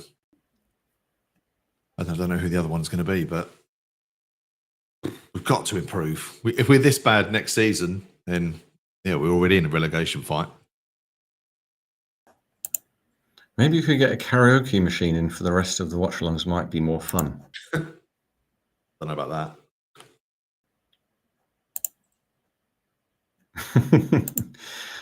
Yeah, Nick's doing the classic West Ham fan cry of despair. I think it has to be. That's a good analogy, that one. Yeah, Stuart explains the goal. Bowen and AWB most of our assists this season. I mean, Bowen could have had an assist there. He should have done. I will always try and defend Bowen whenever and wherever possible, but it was really no reason for him to take that shot at that angle rather than try to square it. I mean, you can get him in. So, I mean, you know, he does score those types of goals, but if you're on your own, fine. But when you've got an opportunity for a pass, that's when you just got to do it. Yeah, Sean says you're saying midfield crap. Forget this crap. I think we've said everyone's crap. I don't think we've ever left anyone out from back to front. We've got weaknesses aplenty. We're really not good enough. But it's an open game. I mean, again, if you're clinging on to a glimmer of hope, it is an open game. We're not getting battered. We've both had opportunities. Yeah, we could score a goal. We could even score two. There's no reason why. If you look at the way that Brighton are playing, when we do have the ball, it's not terrible, I'd say. The players are generally looking forwards. Well, we've had 4 shots in the first 15 minutes. You can't say that we've done that often. Done on target, but we've had the shots. Yeah, it's obviously the pace and the will to close the opposing midfield down and get the ball back. That's missing. Kilman tries to go up the left wing on a bit of a run and wins a throw-in. So that was a bit weird. If he was a midfielder, that might have been okay. The fact he's a defender and has cost us goals this season means I don't really give him any praise for that. I'm sure he's distraught. Someone disagreed about your Burnley comments somewhere here. Darren Lee says Burnley fought 30 games on beating the league. It just depends what Scott Parker wants to do, because what we see is championship teams come up. Oh, Curtis is through and goal. No. He either fell over or was pushed. He's not appealing for anything, so he must have fallen over. I might have been offside. It was offside. It depends what championship team they come up, and the manager, does he want to use that to get another job, or is he going to try and play boring football? Obviously, Vincent Kompany worked for him. McKenna, probably it's going to work for him. He's, advertised himself quite well. Obviously, Leicester and Southampton have just had crap managers. It hasn't worked for them. Oh, Kudus, why did you fall over? Yeah. It's just such a weird way he fell over as well. Obviously, I like Scott Parker for what he did at West Ham. He's a very good player, and he was harshly treated at Fulham. Again, you speak your mind, you get the boot in the modern game. But there's talk of him going to Tottenham, and with Ange, I can't see Ange, even if they win Europa League, would that be enough? I mean, they're so bad in the league, and Parker's like favourite to replace. Again, is he the right manager for Spurs? Who cares? I hope he does crap at Spurs. But if he goes there, Burnley will have to get someone in, and then I just don't think they'll do anything. So that's why I think that. Yeah. I mean, just to answer Jeff here, turn around, bright eyes. I mean, I could sing that, but then Northie would leave. Next time Northie goes to a game, I'll sing that for 90 minutes. You poor bastards. Yeah, Bagel the Beagle is annoyed at Kudus. In defence for me, he could have had a goal. He made the right run at the right time. If Bowen had squared it, that would have been okay. Kudus got his goal. It's 1-1. And so on and so on. That name, which is a bit weird, won't read out. Apparently, Scholes might be injured today. Southampton are 1-0 up. Not bad. Is that against home to Fulham? Oh yeah, home to Fulham. I mean, for a crap team, let's have a look at the odds on that. Fulham only 7-4. Yeah, Wolves Leicester 0-0. This game, us to get a draw is 4-1. Newcastle Ipswich still 0-0. When everyone's talking about the Ipswich striker, but I just don't think he'll come to us either. Buildup, I think he's. If the offer was there, but it depends. It just depends what other teams are going to do. And he wasn't very good before he joined them. He was a bit of a gamble even going to Ipswich. Did really well. And that's the thing now. You have one good season, actually. You don't need 2 good seasons. You have 1 good season at a club and you're a 30, 40 million pound player, which means you'll be crap next year if he joins us because he won't get any game time. Yeah, so probably. So West Ham are knocking it around well. Good movement. Brighton is still not really pressing. They're just letting us play. They probably know that we can't score, so why waste your energy? But Ward-Prowse gets mugged. Brighton counter. It's not very quick. Ward-Prowse does well to recover. Wins that back. Done well there. But poor from him at the start. Yeah, Trudge has been doing some detective work in the chat, and Rumble Lord Rodney Trotter is not actually being a West Ham fan, which is not fine. It's fine. It's still welcome. Lewis asked the whole hypothetical manager thing. I think at this point, most fans would basically be okay with a lot of different options. Like you mentioned with, the Ange leaving Tottenham thing. I just don't think it's going to happen at all.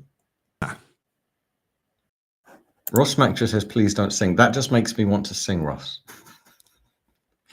Bright eyes. See, why not? Just sing. Sing when West Ham lose. When West Ham lose, sing. Yeah, you'd have to sing us out after every loss. Jeff says, Delap will go to Chelsea and disappear. And Shamrock says, we have no huevos in midfield. Cojones. Troj is still watching the game. So fair play back to you, Troj. I've partially given up. No, it's true. I agree with that. He did win it back. I mean, why bother? Why anything? Why are we here? What's the meaning of life? Oh, Jesus. Lord Rodney Trotter is putting in Kuda stats or something, which is fine.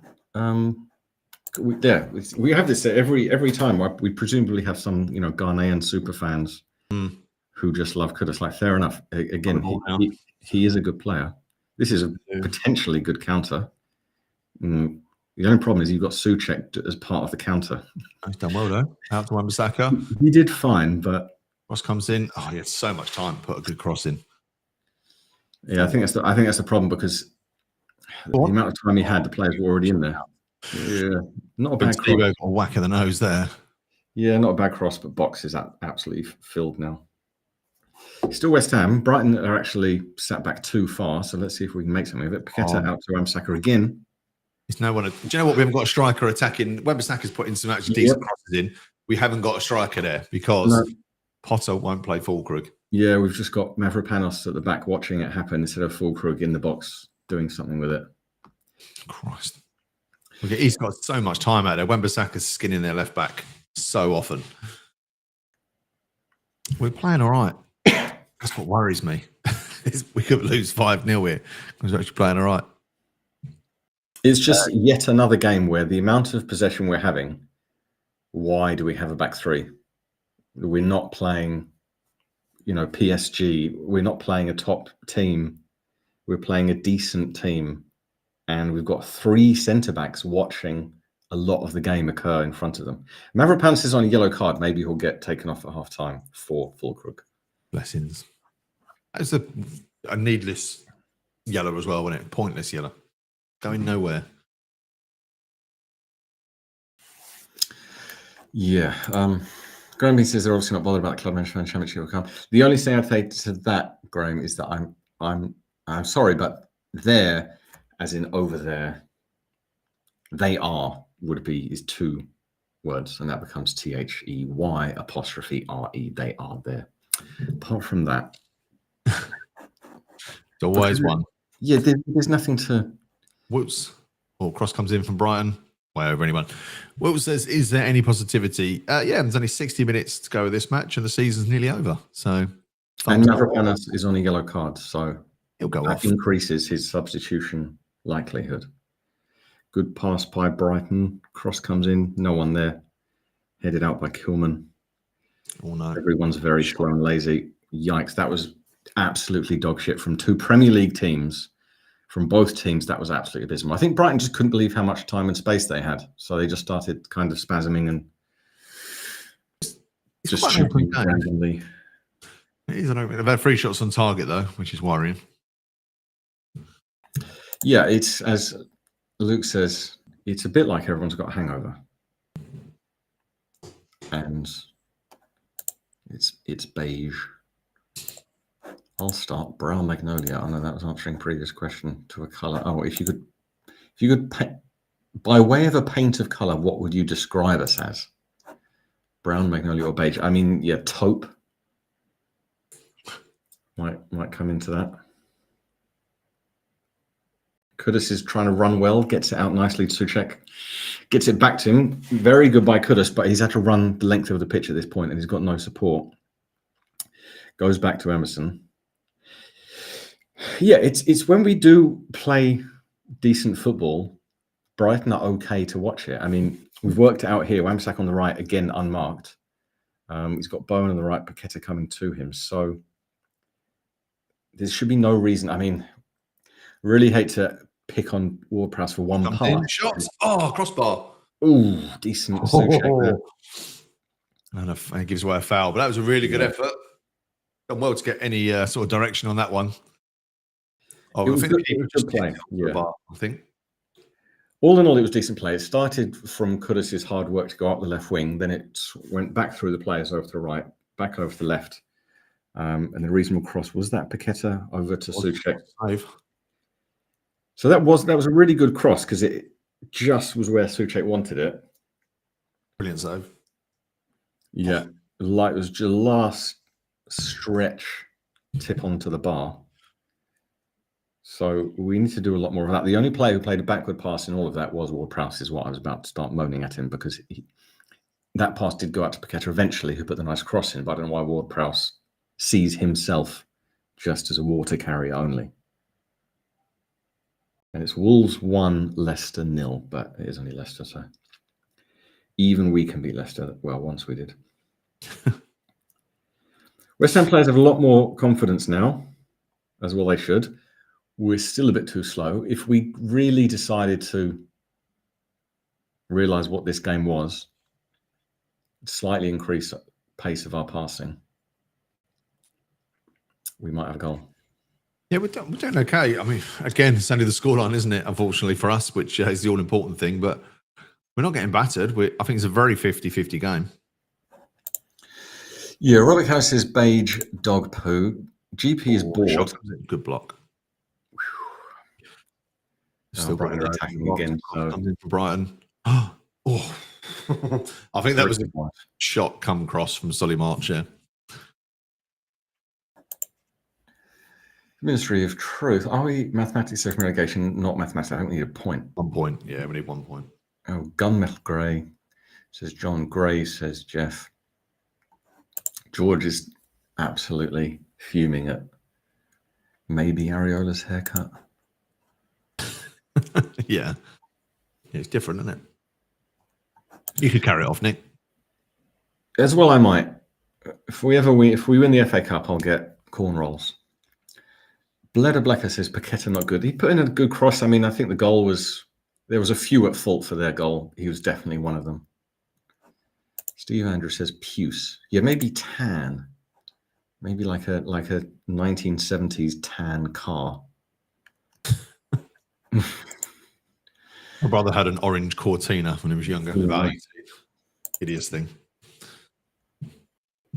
West Ham attack up the right wing. Kudus runs straight into the defender who bangs it clear. Yeah, I mean, Pooh Brown is really Jeff's nailed it there. Brighton attack, but Areola heads it 20 yards out of goal or more. Emerson tackles. It's horrible and scrappy, and someone was offside. West Ham Bros says 50-50. We are losing. Yeah, no, we're losing. Actually, possession is bang on 50-50. We've had 5 shots. They've had 4 passes. They've had 196. We've had 193. I mean, it's so close. But again, we don't have a striker. It just lets us down. Get a fucking striker on this pitch. Yeah, both teams are equally close to the level of being a bit crap and boring. we're just much closer. Jazza comes up with his kind of prosaic thing. He never used to do this. I think he joined a couple of times and then he decided, right, I need some form of distinct personal branding. He's discovered ChatGPT. A lot of people assume that is, but he has defended himself in that regard. Although he also made a couple of syntax errors that I was only just gleeful to point out.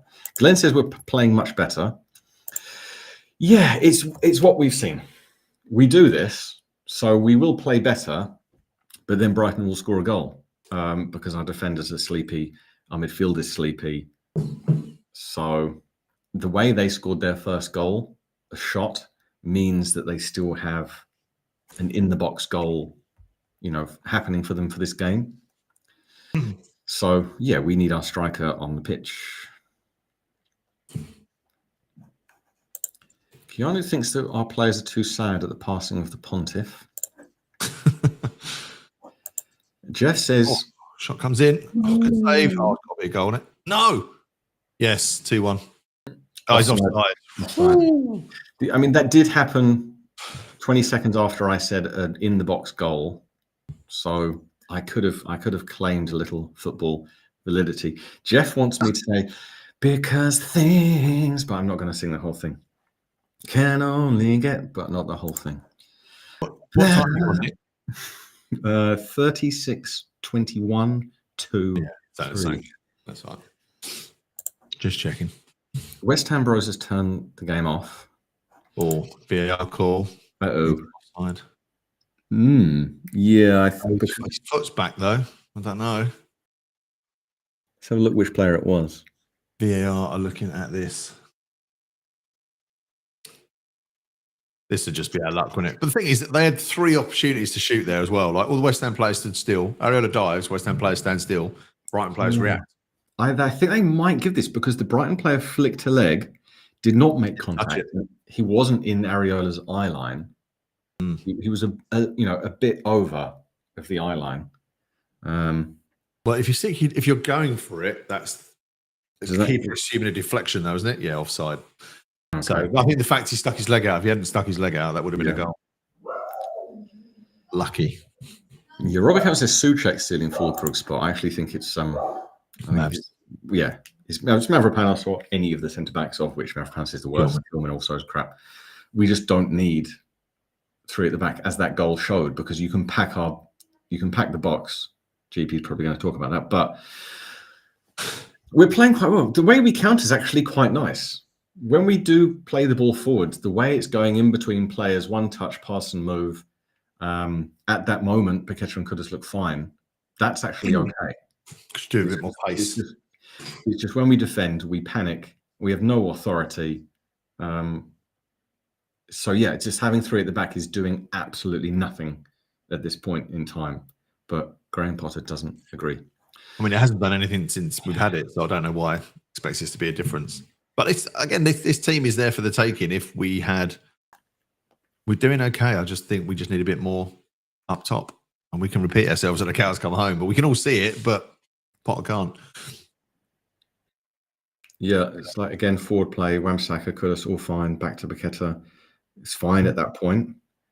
They're doubling up on Kudus as well. I mean, yeah, Ward-Prowse is basically there as like a human wall for players to just do a 1-2 off. It's not actually producing anything. Paqueta wins a free kick, far away from goal, 45 yards-ish on the right wing. Dean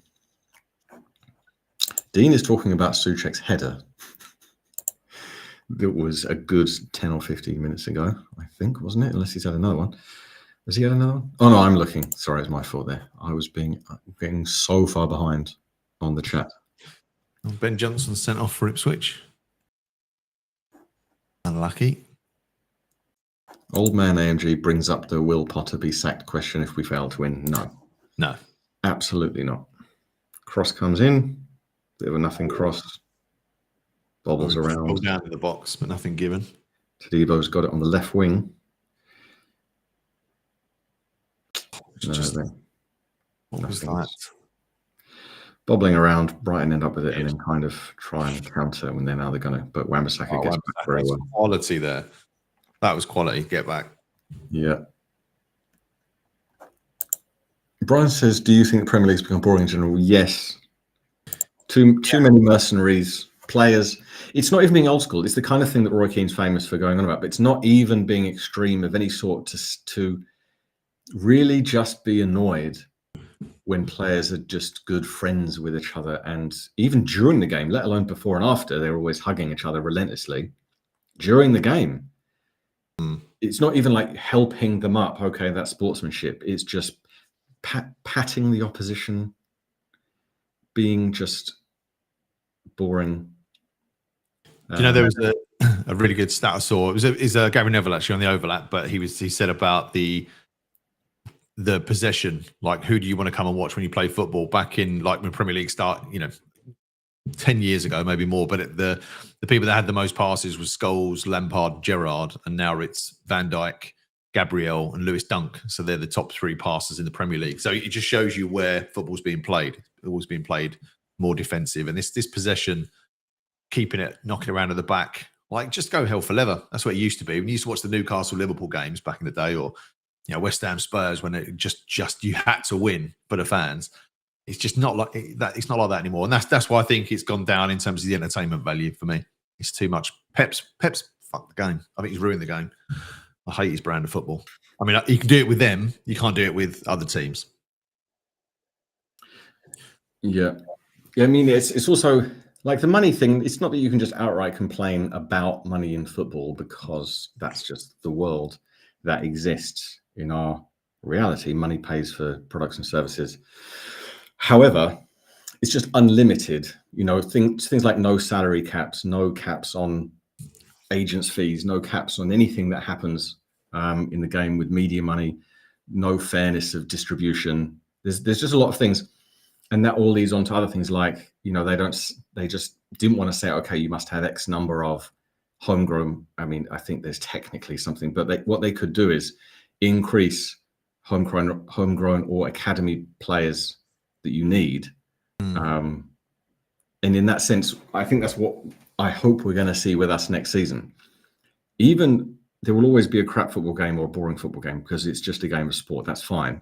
But it's just if you have your own players on the pitch and that's what you feel like, that, he's one of our own. If you feel like you have your own youth players and it does mean something to them, that translates to all the fans, the stadium, and it just means more than just an absolute 11 mercenaries who just turn up. Yeah, they've all done their hair. They don't care. They could be playing for either City, Liverpool, another top team abroad. They don't really care which one it is. They just want to get there. So yeah, of course, when they win, they're happy. But there's just nothing. There's no mechanism in the game that actually prompts feeling of community, something grassroots. Nothing like that. So yeah. Dean says as well that clip of Vardy when he says, "Oh, Danish friend," like those and it's not just players as well. We're talking managers. I mean, how boring are managers now? I stopped watching manager interviews after games because you know what it's going to be. It's the same old cliches tried out. But when that's the thing, they get the few left that had a personality. If they say that referee, that was an absolutely abysmal decision, they get fined. So. I think it will come around. These things they all come around. I just think we're in a bit of a crap time period at the moment. Well, you go to like Ian Holloway, Redknapp, like they were interesting. Kevin Keegan's rants, I would love it if we beat them. Brilliant. You wouldn't get that anymore. That kind of, it's so watered down and they're so reserved, professional. It's like, have a bit of personality about you. That's gone, which is a shame because that was actually made it a lot more interesting. Yeah. Oh, this is a good question from Nick.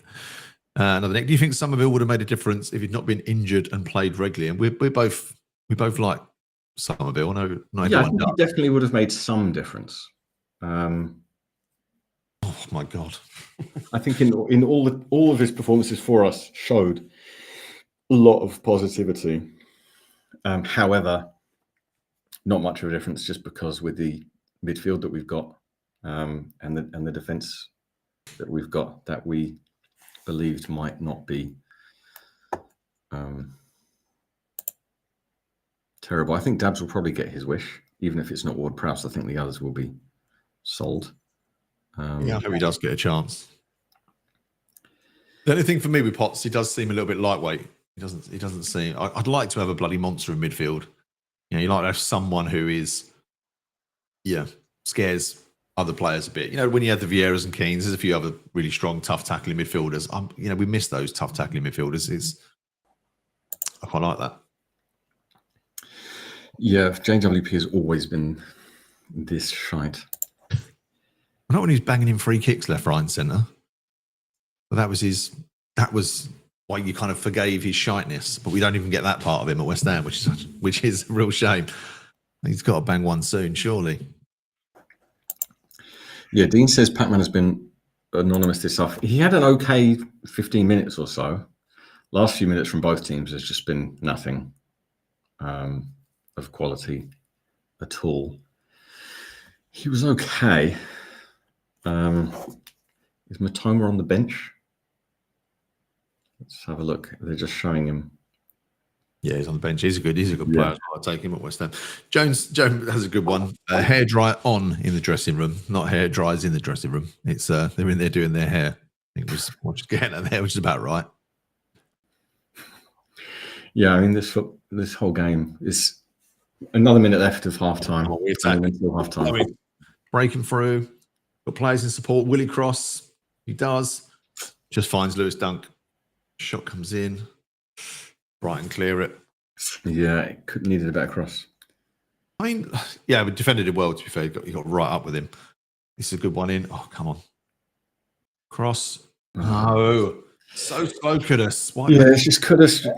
He was right on the left wing, went into the box, and he got to the edge of the 6-yard box and then just put in didn't need that touch. General kind of cross that just wasn't really anything. It wasn't really aiming for anyone. It wasn't really a cutback. And that is now half-time. Half-time. So I feel like we're going to get... Rocking a well, another strategic masterpiece. And again, I'm going to slap myself later on for saying this, but we don't actually look too bad.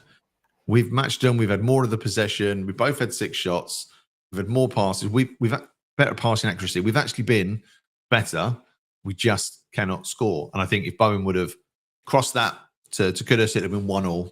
And this halftime talk would have been a lot better. But for me, I think we all you agree on this one. Mavs off and Fulkrug on for me would be the change I would make. But will Potter do it after his outburst? Yeah, I hope so. Something like that. Trust says we've got 2 who love spraying the ball around but none who tackle. Yeah, it's just that midfield is just very, very happy to watch the game in front of them. James says Bowen has been useless. That one that he should have cut back. Jazza says JW walks into our 11 but couldn't get near the Forest team, which is quite concerning. Telling it as it is, the money, same thing. Just players get paid anyway. I think that's really part of contract law. Part of the problem. Orchid stood out in PL2. Potts didn't really. Simon, who has a photo of a Japanese places. I love Matoma at West Ham. Yeah, it'd be a good player. But again, if you're the agent of a striker, would you send them to West Ham, knowing that West Ham really don't like playing strikers? That's why it's going to be hard. It's going to be hard for us to attract anyone unless we overpay, which we've got a history of doing the last 4 or 5 strikers, and then not playing them. They get unhappy, creates unhappiness in the changing room because why wouldn't it? Of course it would.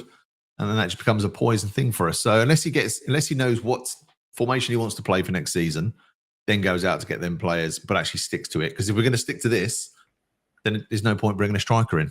We've got 3 strikers. I know Ings is going to go. And Antonio's going to go. We've got 4 strikers. Antonio I don't count. But there's no point bringing in another striker. We don't play strikers. Yeah, none that Potter likes. Can I say if we have had a Southeast Asian player at West Ham? I thought we had one. Yeah. But I can't be bothered to look up. So George says, are you cooking something elaborate for them tonight, Nick? Not today. I've been doing elaborate pastas all week and I'm being just very, very lazy today. I'm going to have a chicken burger. I don't mind telling you. I'm going to treat myself to a chicken burger. For me, that is a treat. Would you take Calvert-Lewin? No, never. Nonsense. No, no point. I mean, this is probably more closely to the truth. Yeah, Dean says just a typical end of season. Simmons says it's been a fairly entertaining game. I don't think it's been. I think it's been more entertaining than it's been at the Southampton game last week. I think it has. Yeah, that first half, that was one of those lows. I mean, we've had them. Like that wasn't a Potter thing. That was just a West Ham thing. That was just the type of game. We always start slowly, don't we? Second half, we do usually pick up. Yeah, well, obviously, Mavropanos is on a yellow card. Jeff is watching this game through next door's keyhole. So if someone could report that. Yeah. Authorities. Please, Madison just comes up with 3 hard-hitting words. Simmons suggests Vardy. That is a West Ham signing. Yeah. I can see that happening. Yeah. Keanu says, Nick, can we have a mug of ding dong tea for old time's sake? It's a bit too late for stimulus. I don't like to stimulate myself at 4 p.m. I've been sleeping so well recently. I don't know what happened. I've been absolutely smashing the sleep thing. Russ says so predictable that Potter dropped Fulkrug. Yeah, I mean, Chris is what managers. My belief is managers and players will always go. That's just the way it is because it's money and signing on fees. Yeah. Darren Purser says sideways or backwards. We were okay. Again, That's 6 shots. It's all been sideways and backwards. I think we're being hard. This was like first game of the season under a new manager. If it was a different situation, judging by that 45, you wouldn't know quite how bad we are. The thing is that we know that we're just so close to letting in a soft goal. We know that we're very, very close to having a 15-minute period where the players just sit back and just let the other team just hurl the ball into the box all the time. And at some point, a goal will happen out of it because that's all we do. And our defender's very sleepy. So personally, yeah, it's like you've watched the football and you think, okay, not too bad in patches, but you still have the underlying frustration of the fact that those players could actually still go up a gear, go up a notch. But we're not going to do that. I love that. Obviously, we haven't got the commentary. We can't hear it, but that's such a West Ham chant, isn't it? Yeah. German's right. You fucking shite. The German's right. Brilliant. Hopefully he brings him on. I mean, the away fans deserve it, right? Because at least they travel there. At least they're going to get a big cheer. They'll be able to cheer him when he comes on. Something for them to enjoy having gone down the M23. Not too far, at least, is it? Not too far to be sad on the way home, but I don't know. I think we could score. I think if we bring a striker on, we can score in this one. But then the thing I'm worried about is he thinks, well, it's Ings' former club.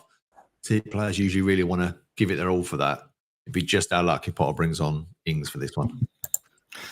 That would be quite funny. So do I stay awake for a second? I've got to nearly 1 a.m. to go to bed. No, stay with us and put a like on the. Leave the screen on, but then just go upstairs and sleep. Russ says, I'm sure no manager would tell his team receive the ball and take your time passing nonchalantly. Yeah, that's the thing. I think if Paqueta was playing in an absolutely top team, he could just be the luxury player. If he was playing for PSG, maybe City, again, if they just spend more money and sign more players, maybe Paqueta will look really good. But I don't think Potter could do anything with Paqueta. The only thing he could do is drop him. And there's not really anyone else. I just don't think you can say, right, Lucas, firstly, like the betting nonsense, let's stop that. But also try more. I don't know what his reaction would be, if anything. Jeff says Kudus off, German on. I mean, Kudus hasn't done well, really. But he's had a couple of moments where he's broken well. So, but I wouldn't take Kudus off, I don't think, against this team. And Johnny Mack says Souček off. Again, Mavropanos is the one that's got to come off, surely. Yeah, GP, I would. I just want to say that for money. I would. Pablo, that chant is niche market there. Yeah, Inex is blaming us for the. Yeah, I know. Yeah, sorry. Yeah, I know. We've not been enjoying it as well. Like, it's not that we've come here and gone, oh, this is amazing football. We have joined at the worst time. Had a right nightmare. So, yeah, just because this happened again in Was it the Liverpool game? It was one of the games recently. It might have been last week. I can't remember, but all the other teams' strikers were scoring. You've obviously got Jackson for Chelsea. Isaac, I mean, that was a penalty, but nonetheless. Cunha for Wolves. What other clubs don't play a striker? If you go through every team, they've got like a proper striker, a number 9. I'll have to look that up after. I don't know why we don't like number 9s. I think it's strange. Yeah, this game's so boring. I'm looking up last week. Brentford Brighton a week ago. Welbeck scored and Mbeumo scored and Wissa scored. And obviously Villa, Watkins scored. So it is just, it's weird that we just keep finding this correlation between strikers playing and then scoring. Even Richarlison scored against Wolves 2 weeks ago. Yeah, I don't know what. Yeah, we'll soon find out. In 5 minutes. In 5 minutes, we'll find out. He's got to bring a striker on because we've had the chances. We've had 6 shots, only 1 on target, which is Soucek, as Dean points out. But yeah, I think if you had a Fulkrug in there, it's got to be Fulkrug. Don't be Ings. I don't know why. I just got this sinking feeling it's going to be Ings he'll bring on. Yeah, Ian notices the Mavropanos correlation that when he is on a pitch, we do score. Now, obviously, that goal wasn't his fault. It was the midfield's fault for just watching. The problem with putting AWB at CM is one of our top assisters, and then we lose that. Plus, he was getting loads of space out on that right hand side. If we keep that going, we could definitely get a goal from it. It's just some of the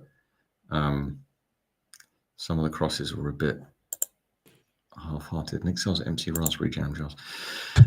More cheap Easter eggs required as stimulants. It's 4 p.m. Just be careful with. Oh no, it's 1 a.m. for you. You're still not going to go on. Where are you? To bed. Where is Cybeeks? At this time, 4 to 5 must be Australia, I guess. Must be Australia. I'm not sure Nick and Naughty will have their contracts renewed. Who knows?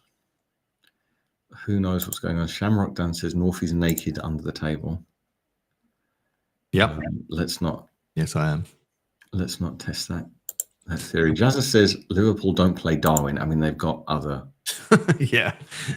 Other goal scorers. Arsenal don't play a striker. Yeah, but that's the Arteta, thinking that he has to be clever. It's only because Havertz is injured as well. Nick says the baby bells. I can get the dark chocolate worked a month ago, but that's how bad West Ham are. I'm not gonna leave it all to the dark chocolate. There's some fruit shortbread biscuits. I'm gonna have a couple of them. Wow, exciting. Nourishment. Live life on the edge. It's the last pack of biscuits that no one wanted in the cupboard. It's the only one the kids won't eat. Yeah, would Fulkrug have put one of those chances Soucek had? I think he just creates panic, Fulkrug, because he's a bit more physical, isn't he? Which I think he'd be good against Lewis Dunk. Yeah, he's fine. It's just where we are that he's the saviour. He, by himself, he's nothing especially special. But versus against no one, against Danny Ings or Ferguson, then Fulkrug is something to hope for. DC wonders about moist, thick paper. NH Hammer says Ings, Vardy, and Antonio up front for a 4-3-3 next season. Yeah, that is the way. That is the way we're heading. Yeah, but unless the Potter's going to prove us all wrong, still got a summer to go. Because we're 1 minute away. I'm just very intrigued about will we make a substitution, or will Graham Potter think that we're in it? We're only a goal down, etc., etc. I don't know about this one, Simon. He said he'd have Danny Welbeck at West Ham. I don't think that would add anything to us. No, this is. Sorry about that. I'll get the others up in a minute. This is a good question about the other players and Fulkrug's interview, because I think, if anything, there's some who don't care. Like, let's say Paqueta. I don't I don't think he cares, listens, pays attention. It was difficult to know who he was talking about. Like even when he said that comment, I'm not sure you could really refer to the defenders for that. It must have just been the midfield, which I don't know what else he was really expecting them to do. But there must have been some split with that. I'd like to know in the dressing room now, in this half time, did Kudus, is he just silently fuming at Bowen not crossing it? Because Kudus, obviously he had that outburst against Tottenham and got sent off, but generally he doesn't show that much on the pitch. And how annoyed he was at not getting that cross from the 6-yard line. Is he just pissed off and just saying nothing sullen about it, or is he actually going to call out Bowen in the dressing room? I hope it's the latter, even as a Bowen fan. I just like him to actually speak out rather than just, bury it and then get back on the pitch. I mean, I think it just shows character. I don't mind that. I don't think if you're singling out a single player, but they're professional players, they must know they've been playing shit. So I don't. What's wrong with having a bit of vocalizing it a little bit? It shows a bit of passion, because otherwise you just think, as fans, you don't know what's going on. You don't know what's going on in their heads. And I don't think he's ripped anyone in particular. He hasn't said Potter's got crap tactics or the manager. He hasn't said anything like that. I think it's people have made a bit more on. The German is on. I don't know who's come off though, but Füllkrug is on. Hooray! There he goes. Must be Mavropanos, surely. Running around and warming up. I mean, if anyone's going to score, surely Füllkrug is absolutely bustingly desperate to score. David Green says Danny's never played for Brighton. He's got to do it to shut him up, hasn't he? Surely. Yeah. Like, don't drop me. Similar to the Füllkrug channel, due to how poorly the club is run for injury, that's suffering to the trickly down effect. It's always going to be like that. Just gotta hope we actually do something in the cups. So yeah, who went off? Let's have a look. I see Tadibo, I see Souček, I see Wan-Bissaka. I think I saw Kilman and Mavropanos. Kudos, no, he's there. Check. Maybe Ward-Prowse. Yeah, Ward-Prowse is off. No, that's not bad. Really. So we're playing, I don't know what you would label this formation as. Something like a 3-2-2-3.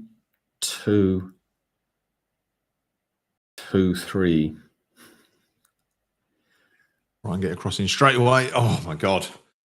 That could have been a goal. That could have been a goal 20 seconds in from Brighton. Really good cross. Just no one on the end of it for Brighton. Why have we still got 5 at the back? Yeah, taking off a midfielder and leaving 3 to just watch what happens, which with our defence is just watch the game in front of them and then keep watching it as it comes closer and closer toward them.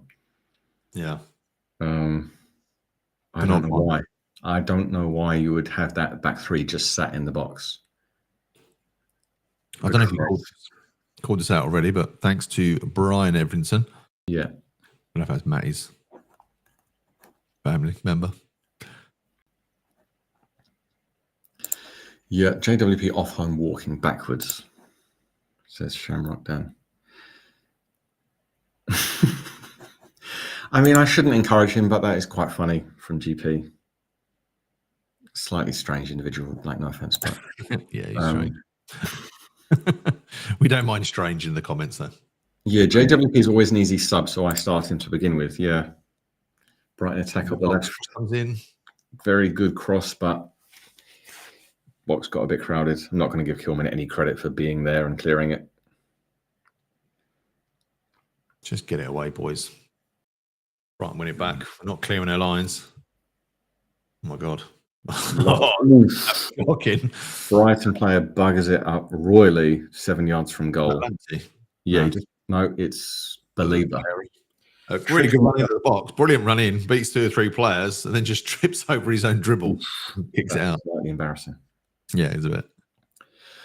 Okay, well, we can have the ball now. Ariel's got it. So if we actually have the football and pass the football in forwards ways, we're passing it backwards ways. We're still in the box. Brighton Simon says he's certainly had everyone at West Ham at the moment, but Mbeumo is one of Bowen, those. pass. Oh, slow Bowen. Oh, that ball needed to go to the right wing. He did the hard bit. There. He did the hard bit. Oh, out with Wan-Bissaka. Bowen. Bowen, tons of space.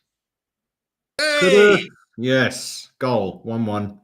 Good. Finally, he cuts it back 6 yards out, right foot slot.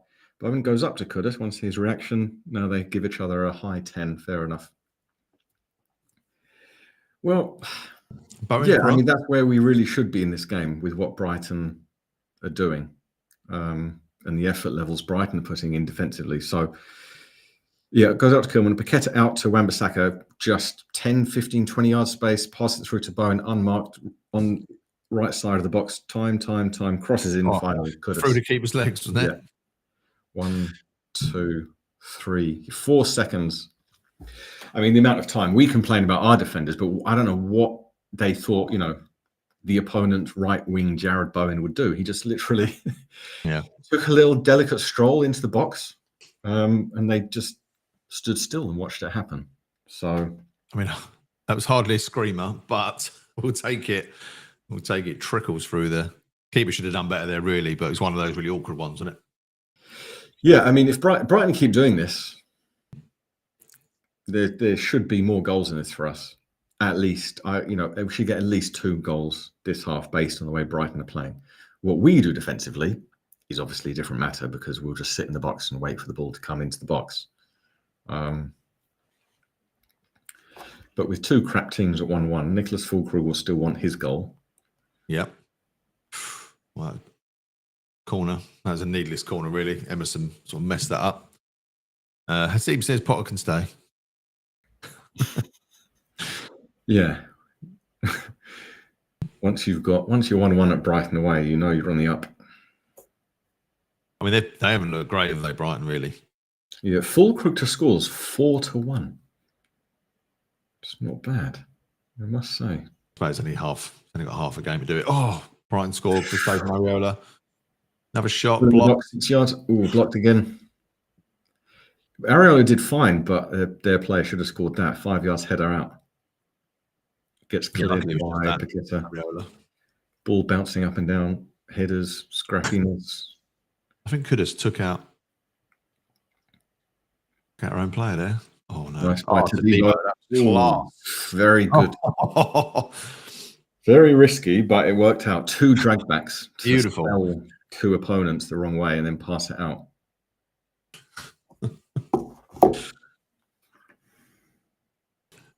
Two onions. Yeah, that's about right, mate. Hold me. I'm scared.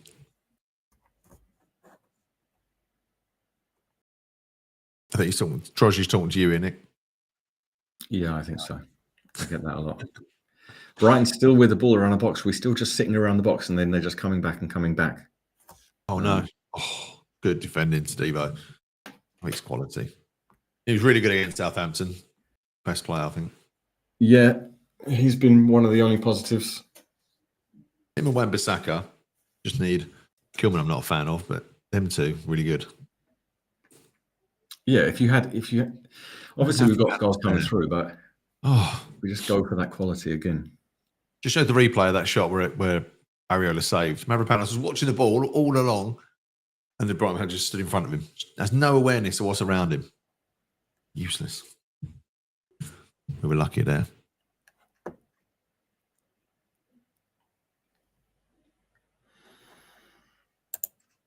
Yeah, Big Lebowski says it's because we know Kudus. Very talented, needs to kick on. Yeah, I agree. He doesn't do it consistently enough. Keanu makes a Luftwaffe comment.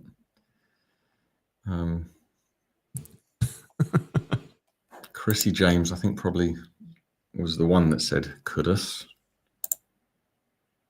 Brighton cross comes in, get a bit lucky, bounces around. They've still got it around the edge of the box. A lot of Brighton possession. They are the home team after all. Yeah, bringing up 40 million for Kilman. Can you imagine? Yeah, mental. 40 million pounds. just silly nonsense. Brighton still with the ball. We can't get out of the final third. And our midfield is, not that rapid in getting up to them. Brighton should not have come away with that. Yeah, got a shot off. Oh my God, that's wild. Was it a corner? It was deflected. Pressure's coming. We've got to weather the storm now. Yeah.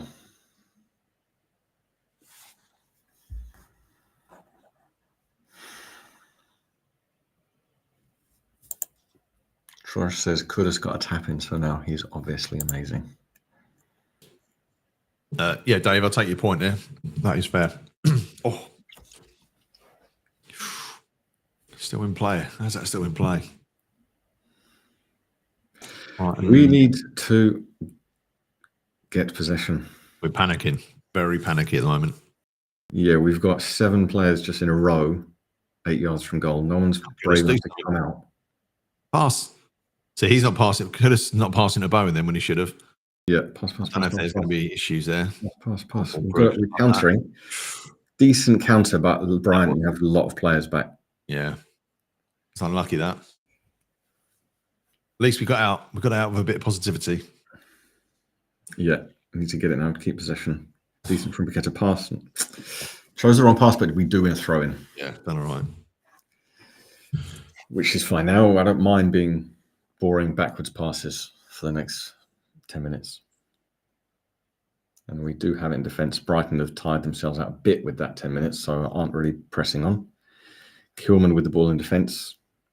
Now is a good time to be boring. Oh, come on, Bowen. Tadibo, nice pass forward. Bowen, Fulcrum, nice one too. Bowen, look up. Yeah, he's trying to really be a hero at the moment. I mean, again, good defending by Brighton, but he's got some energy, that lad. And number 11. Yes, West Ham throw on the right wing.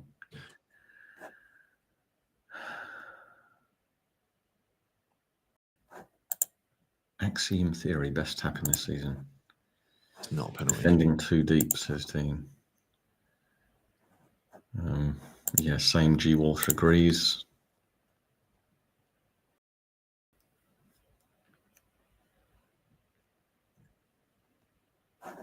Wolves are heading for 6 wins in a row. Look at Europe in this league. I say it's weird, isn't it? It's been the weirdest Premier League season. But that's the beauty of it. It's not the same as Scottish. I mean, I'd hate to be a Scottish football supporter. It's boring, it. Two-team league. Or even in Spain. A Scottish football supporter or a Scottish Scottish football supporter. Oh, with actually. Geo Canis. Cool. That's a yellow card, surely. Yeah, potential red. So look. Whoa, that's a potential red. I don't know if they're looking at it, but that is very theatrical. But that is studs up above the ankle. No, they're not doing anything about it. I think Wan-Bissaka doing a Tom Daly didn't help. Maybe. I don't know why they didn't VAR it. They might have done. Big cross from far away comes into the box. Corner? Cross corner. Must be a corner. Oh, no. I thought it come off Brighton. Yeah, I thought they did, but never mind. Get Mavropanos off the pitch. The camera's on Mavropanos, which just makes me impulsively and urgently say, get him off the football pitch. And put someone else on. I don't really care who. Danny Ings, just for a laugh.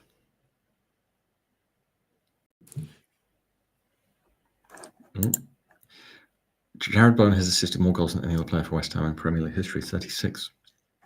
Would you sell Kudus? Yes. Yes. Let's not even think about that one. I mean, I just don't think he wants to be here. So any offer, 50, 60, anything. Just, if he feels his time is up with us, then fair enough. Get someone else. I mean, I prefer him to stay because I do think he could, with better people around him, I think he could be a much better player. But we just, he's one of our only sellable assets. That's the problem. Yeah, Troy says Kudus needs to play deeper where Souček is playing, then he can dribble past the press. The problem is that's a lot of work for him to do. Ideally, I think he's higher up and then gets good balls into him, so he's only 50 yards from goal rather than all the way up the end of the pitch, needing to break that far. Obviously, it can't really happen with the midfield that we've got because they absolutely don't have the energy to do the work needed in the midfield so that our wingers can just sit there and be wingers. Brighton have the ball again. Everyone's a bit tired and slow. How about Mavov, Irving on? Yeah, I think I've never had a problem with Irving when he's had his chances. Just keep his chances until they show otherwise. And we've got Guilherme on the bench, right? I mean, I don't think he's particularly well, but he's young. He might get better, and he'll only do so with time. Got lucky there. He does that. He turns, knows he's messed it up and dives, gets free kicks.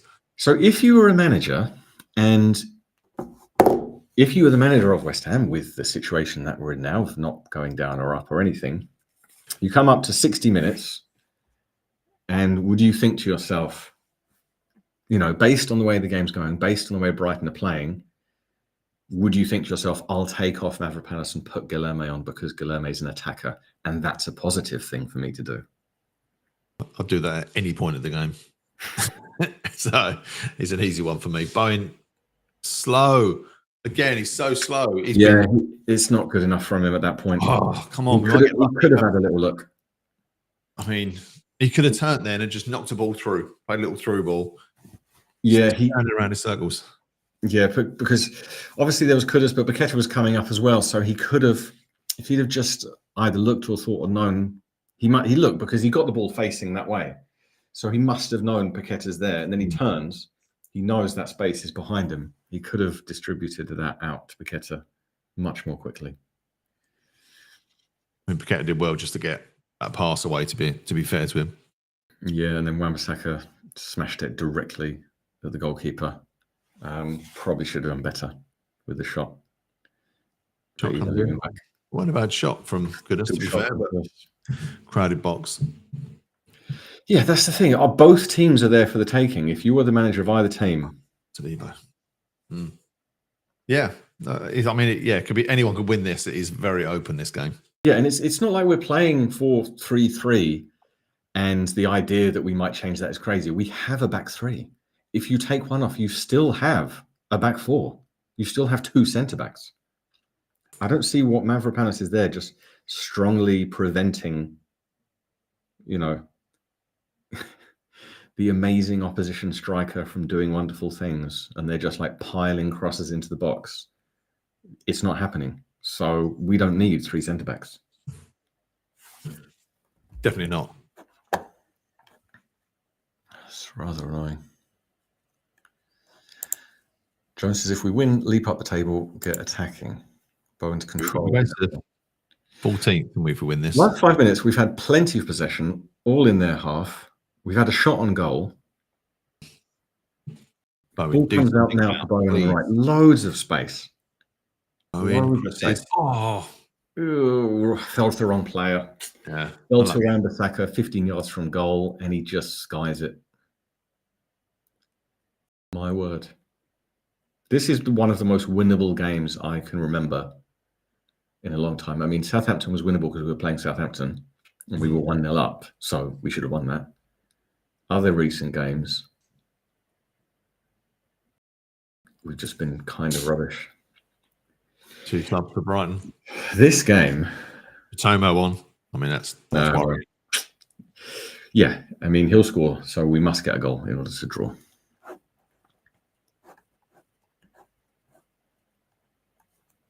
Jeff says, do you think it weird that a tissue sounds someone sneezing?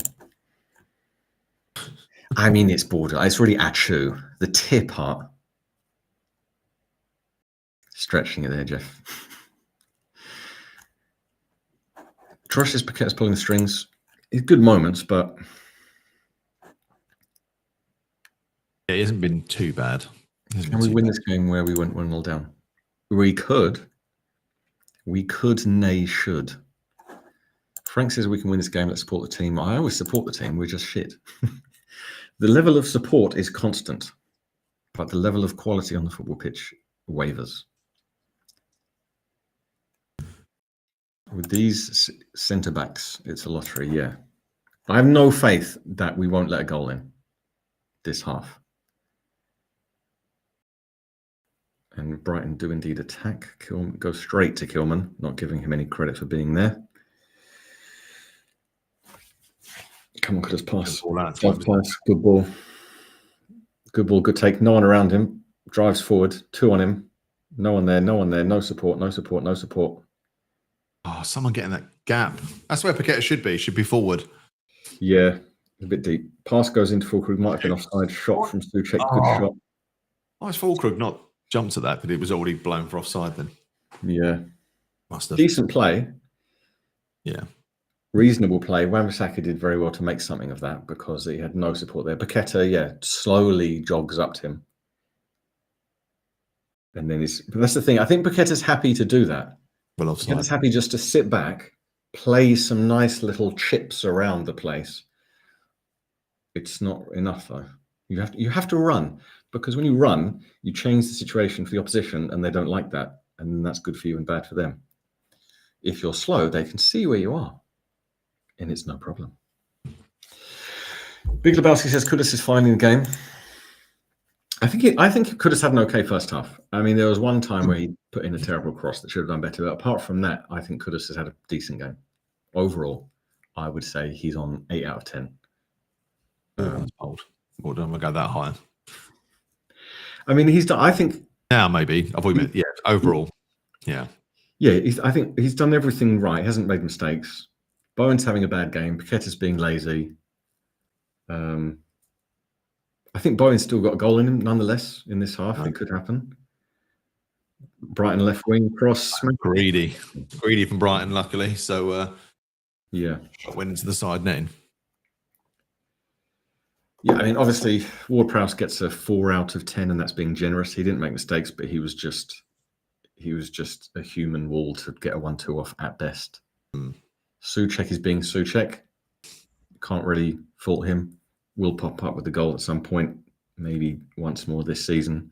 Doesn't really do much football. And that is our midfield. I have now gone through our midfield. If you were hoping that I would read another name out in our midfield, there is none. They're all sat in defence. All of the units of West Ham footballer are sat around our 18-yard line watching the game. As we go to 66 minutes, no positive sub from Potter. Wan-Bissaka on the right wing, no support. Absolutely bugger all in support, has to go back. Paqueta keeps running into weird spaces. He's not finding gaps. Paqueta's hiding. Paqueta's just doing, now he's on the halfway line, he's got the ball, he's going, oh, which way am I going? Which way am I going? Okay, he passed up to right. Pass Bowen. That was fine. Cross. Into the box. Absolute dog shit cross from. Yeah. But again, Bowen was slow passing that. If he'd have just done that first time, he's just holding on to it a little bit too long, Bowen, at the moment.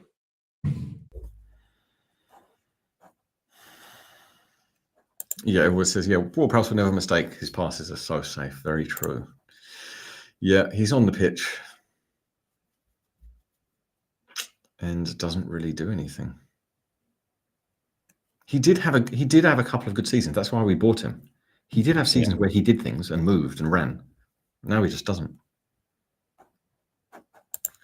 Frank says, bring on Salefa. Paqueta wait after his 75th minute. Yellow card. Fulkrug scoring would be the icing on the cake of this kind of boring cake.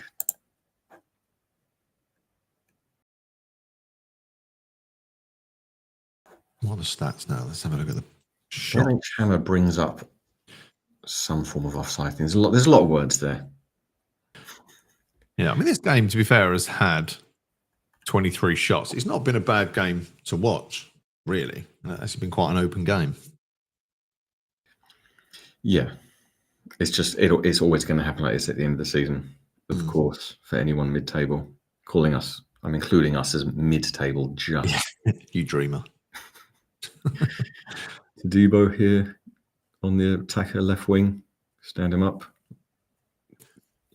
Yeah, that was decent by Paqueta there. He covered Todibo and it went out for a Brighton throw-in, so that was okay. Brighton, a lot of space, 18-yard line, trying to cross it over to the right wing. Emerson gets back to the right position, heads it out. Still moments. There's still moments. It's from both teams where the space suddenly opens up about 20 yards from goal, because it's an end of season game. Brighton here, left wing. Wan-Bissaka lets the cross come in. My God, this is bad football. This is atrocious. We are. We're nervous now. Cross comes in, cut out by Mavropanos. Blimey. That's happened one time, didn't it?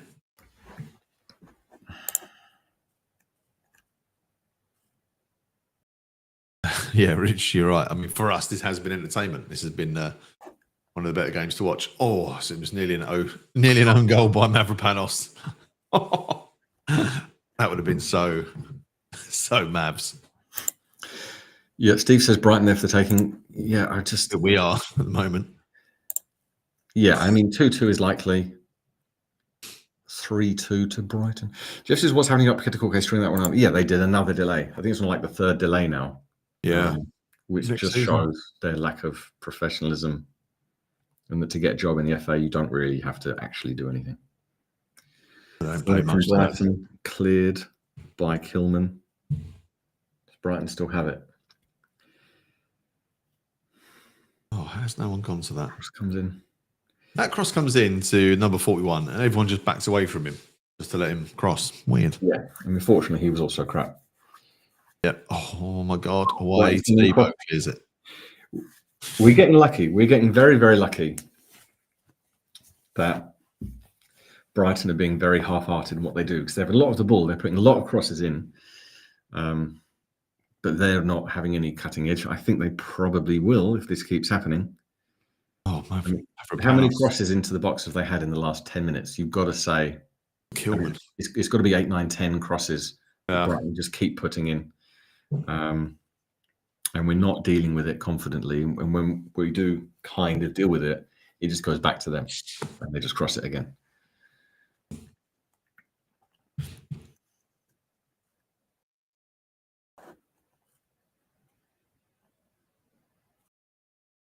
Old Mana MG. Our road saves were brilliant. I think they were all at him, luckily. I mean, done well to save them, but don't think any have been worldies. And it's a West Ham goal kick.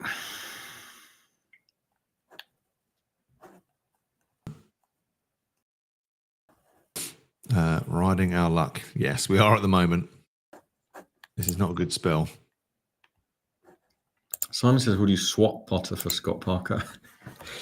At this point, who knows? At this point, it depends on the transfer window. Yeah, we do still have a Ged on the books. I think he might be worth a try. Again, Tebow's Brighton counter. Loads of space. Oh, Brighton play falls over. That sums up this game. Now, haven't it been lucky there? Absolutely sums up this game. Cross comes So in. much time and space, and he just falls over. Shot. Oh, save Barry. Right to Areola. That again, same thing. Brighton play loads of time and space, 18 yards on the 18-yard line, unmarked, has a terrible shot straight at Areola. Yeah. Just trying to control it. That's the game in a nutshell. Lack of quality, but 25 minutes left. It's not going to take much.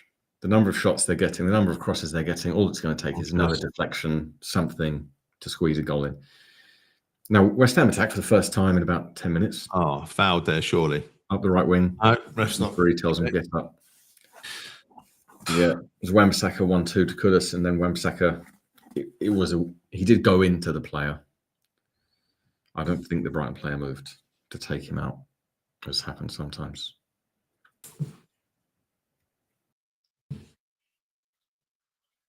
My God. The opposition team can just run with the ball and just dribble it to our box. And our midfield just walks back and gives them 10 yards of space. We're just letting them shoot another shot from distance from Brighton, but again, just had loads of time to do it because slow closing them down. I mean, it had to have been a very good shot to beat Areola from that distance, but did it in the first half. Yeah.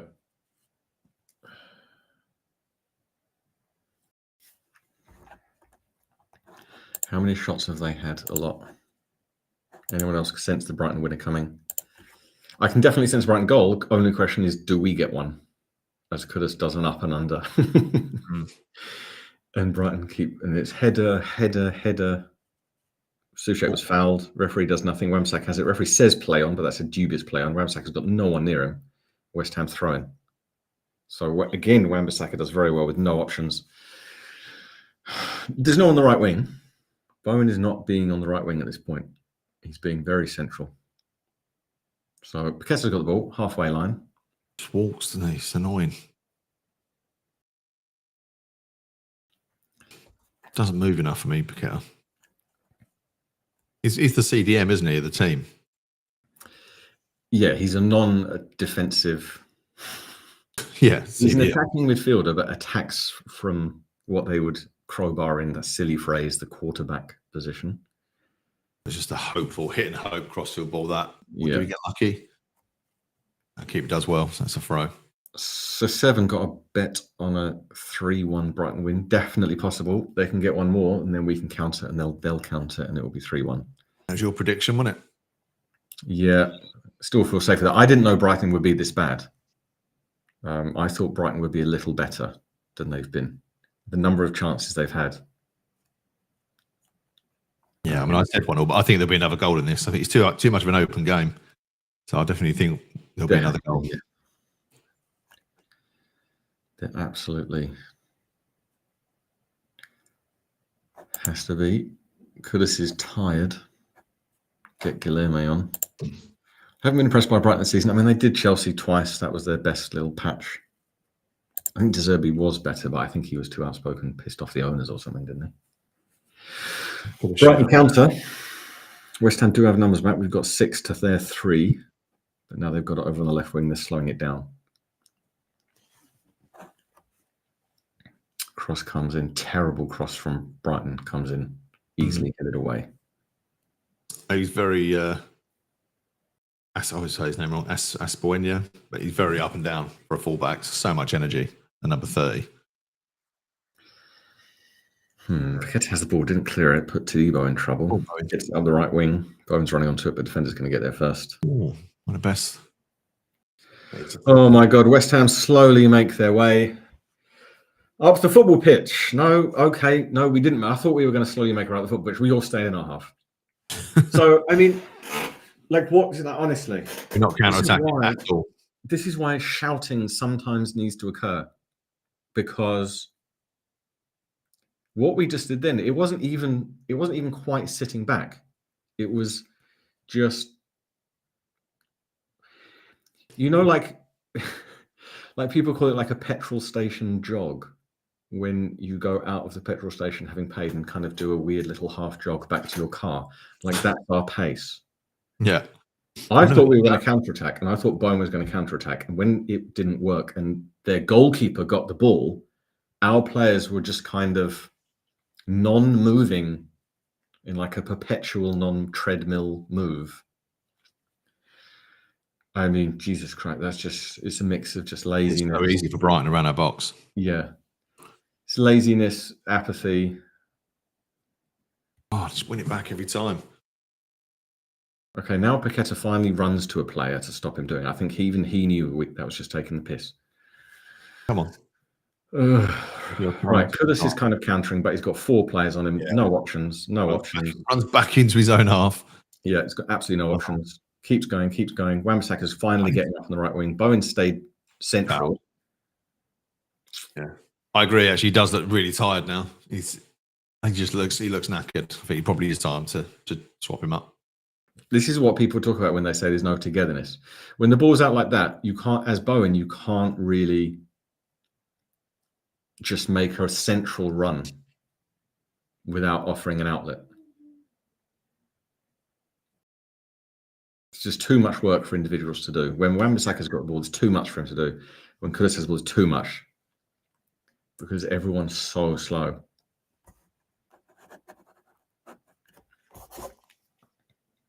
CR just got back in from work. Can I get around for the game? We've been okay in patches. Brighton don't care about what's happening. Could have scored then. But then for the second half, it's been Brighton just pummeling, just sending in crosses, having shots, but they don't have any cutting edge. When we counter-attack, there's a lot of space and we could do well, but no one's supporting. We're not countering as a team. We're not countering as an offensive unit. So it's been better than some recent games. In the first half, we were okay. But it's just the same weak moments coming up. Midfield can't keep up with the game, either defensively or offensively. They're now lost. Midfield was okay offensively in the first half. That's now gone. So, yeah, too many old, tired, nothing players.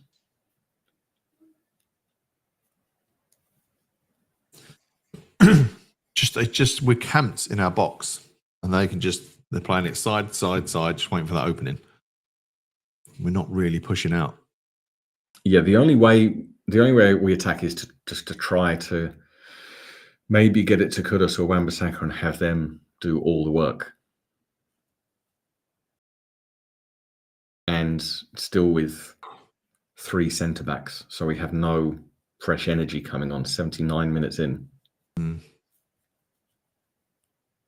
Southampton, Fulham 1-1, Wolves 2, Newcastle 2 against Ipswich. Wan-Bissaka on the ball, needs to pass, does pass. Bowen on the right. Yellow card. Should be. Yellow card all day long. Bowen dribbling up the right. Gets the cross in. It's terrible. Now? Yeah, he's going to bring him back. Yellow card. Ooh, that was one of the worst crosses I've seen in a long time. Yeah, that was dog poo. That's the sort of game he's had.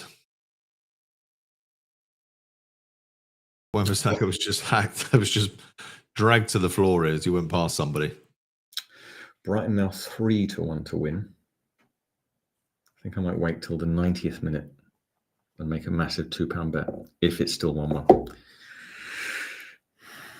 Yeah, I mean, as a game of football, it's now descended into just crap. Well, nervy for us. Yeah. I mean, Brighton have the ball, but they just don't know what to do with it.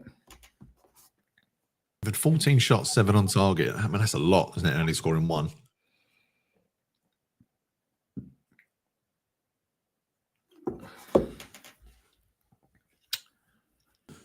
Brighton. Stand foul, Brighton player. Brighton free kick on the halfway line.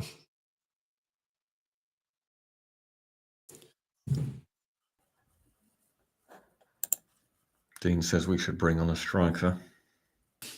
Don't have one. We've got Guilherme. Looks okay, but untested. Unbelievably old Danny Ings. That's it. But at least bring on Guilherme in this game. Otherwise, again, why? Hold on for the 1-1 and say that blah, blah, something. Kudus attacks very well. Done well there. Yeah. Defender. He would have been through then. Ogbono was better than any defender we've got, for sure. Oggy was brilliant. Brighton making a double substitution. Maybe Potter will be inspired by Brighton substitutions and make a substitution. I mean, they're going for it, aren't they? They are the ones. 4 subs. We've made none. Yeah. Sorry, 1. 1, yeah. 2-1 Brighton, says Aaron. Natural disjointed West Ham. I mean, Kudus is getting quite a bit of ball, and he looks okay on it. I just think he is tiring because he's actually worked really hard in this one. Kudus, to be fair, he's had one of his better games. Yeah, Kudus has been absolutely fine. Bowen, pass the bloody ball. Bowen with the ball. Wan-Bissaka right wing. Oh, lovely Wan-Bissaka back heel. Bowen cross. Big cross from Bowen. Yes! Souček. Yeah. What a cross! That was a good cross. Helicopter. Love that. One excellent cross. Souček goes mental, throws the ball into the crowd. Away fans thrilled to bits. Oh, love. That's a really good goal. Great back heel from Wan-Bissaka. Bowen actually puts in a decent cross. And the big check gets his nog on it. Love it. Well, I'm happy for the away fans. Personally, could barely. Really good cross. I mean, again, bad defending from Brighton. Really, really nice cross. However, from that distance, you would think one of those Brighton defenders would get closer to the ball. Loads of time. Nice spinny cross. Lewis Dunk, yeah.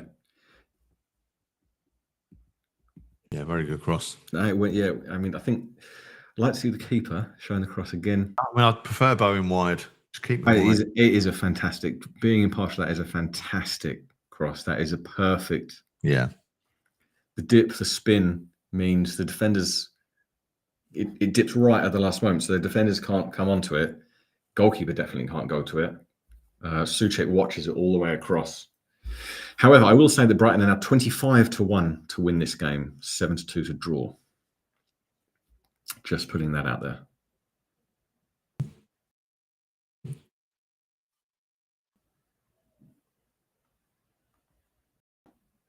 Are they checking it for VAR?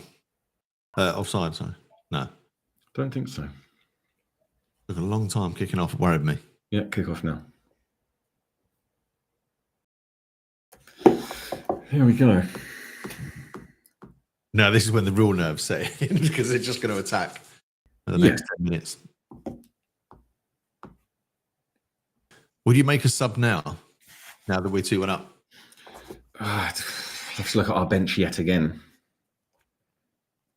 Looking at the bench. I mean, our bench is so bad. Yeah. You know, you've got Soler for Paqueta, different energy level. And Paqueta was likely to fall over at the worst moment and letting a goal. So yeah, I definitely do Soler for Paqueta. Barely got anyone else. Obviously, we've got Cresswell and Soufal. So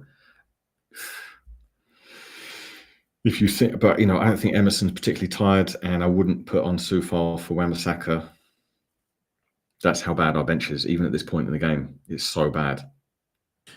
I mean, we're up to 14th now. We're 14th in the league. My word, sky high. Mad. Nosebleed. Yeah, Soufal is coming on. Maybe for Wan-Bissaka. I mean, he's been up and down a lot, so. Wan-Bissaka's been awesome today. Yeah. Oh, it's 33, so Emerson. Emerson. And then I guess Wan-Bissaka will switch. Yeah. Emerson's actually been, I haven't really seen him do anything in this game, which is not a bad thing for a defender. Yeah, he had a couple of decent defensive positions when in their crosses he was there to header it away, when sometimes he's been bad at that when the cross comes in from the other side. So I think defensively Emerson's been absolutely fine. Soufal, hopefully he can not tire out.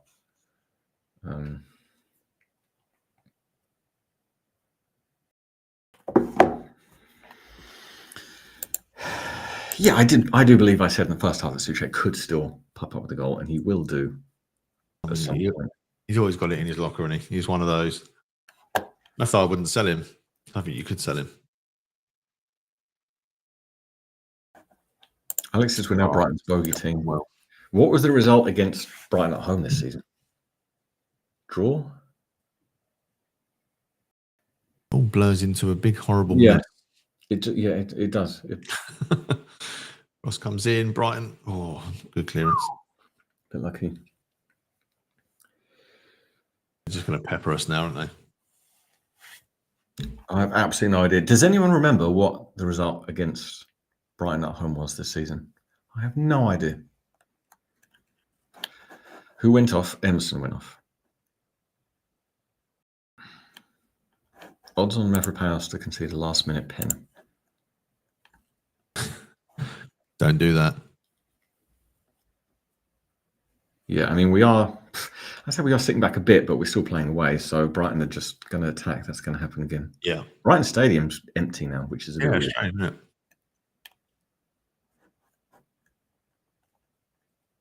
Went to Brighton last year, tried to get a ticket. I think they were playing Wolves at the time. Couldn't get one. just because I was down there for watch a game. Okay, Paqueta covers well. Pass, good. Yeah, that was good from Paqueta. I mean, Bowen runs, no options, gets tackled. I don't know where Fulcrook was. Yeah, when he was in the centre of the pitch, so could He have was in there at half, so Bowen couldn't have lumped it up to him. Weird.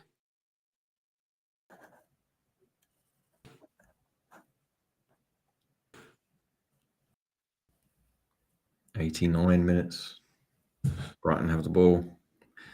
Ping it out to the right. Weird choice of pass there. Soufal headers it. Brighton still have it. On Soufal. Don't give away any pens. Corner Brighton. No. Kept it in. Yeah, I've always said I would definitely keep Souček as a squad player. Yeah. That's my opinion about Souček. He should do this. He doesn't need to be on the pitch for the whole game, but he should come on for the last 20. That's fine. Get crosses in. Oh, West Ham haven't touched the ball for about 5 minutes. No, Brighton are just knocking it about the place. Oh, no. Goal. 2-2. 4 yards out, unmarked. Number 22. I mean, it's just, why do we do it? Sit Unmarked. back. Unmarked. 100% unmarked. Fuck's sake, Potter. You know it just, but we can't defend. You have to attack. No one near him. No one watching the goal. I didn't see where he drifted in from. He was already in the box. He was already centre. We had 3 against their 3. Number 26, Kilman. Kilman totally lost. Let him go. Kilman had him. 40 million. Ball was on the left wing. Kilman was just not. Ah, you idiot, Kilman. You're so stupid. Such crap defending. You know it's going to go there. Kilman can't figure things out. He always does it again. Oh, God. Yeah, we knew it was going to be Matoma, but everybody called Matoma. Took a step toward where the cross was coming from. And he's done that many, many times this season. He just always does it. They've got it on their left wing. Matoma's behind Kilman. Kilman's marking someone else. Their cross comes in way too long. Kilman gives the defender he's marking away a push, turns round, at which point Matoma's in front of him. Oh, and, God. And then Kilman just walks. Oh, blocked. Kilman just walks away from Matoma towards where the cross is coming from, but the ball's already going, it's quite high. He just doesn't, he can't figure out, he doesn't have spatial awareness. Kilman doesn't have basic spatial awareness of the laws of physics and what happens to footballs. That was a Lopetegui signing, and that just sums it up. Yeah, it's just yet again another ridiculously cheap goal through lack of basic man marking.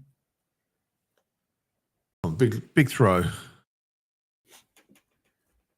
Oh, so unlucky if that had gone through to Bowen. Brian got a counter on here. 4v2. He's going to pass it to Matoma. Oh, well done. Mavropanos steps in.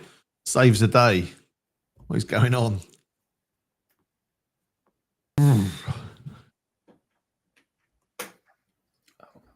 3 minutes of extra time.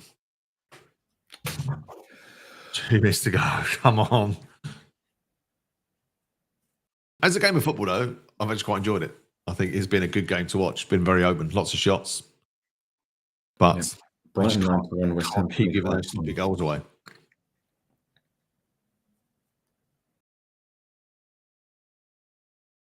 I wonder what the stats are around how many points a West Ham drop from winning positions. I think we've got to be in a winning position first. Well, we were against Southampton, we're against this lot. And we've thrown it away twice. Well, there you go, 4. Jones is taking, I mean, that's probably not a bad shout, actually. No, Wan-Bissaka's on. Emerson got taken. Who's the other one off? Emerson, yes. Emerson got taken. I mean, you could say that Soufal let that come back in. Oh, God. Goal. Lost it. Yikes. 3-2. What's it? That shot. My God. 92nd minute. West Ham, do what West Ham do. You're shit. Fuck's sake. No great surprise. Oh, why do we do this? Why do we support this load of shit?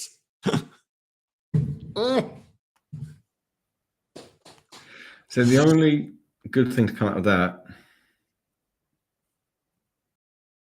is that I did put £2 on Brighton to win when we were 2-1 up. So at 25, I did also put £5 on Fulcrum score. So just to really rub everyone's.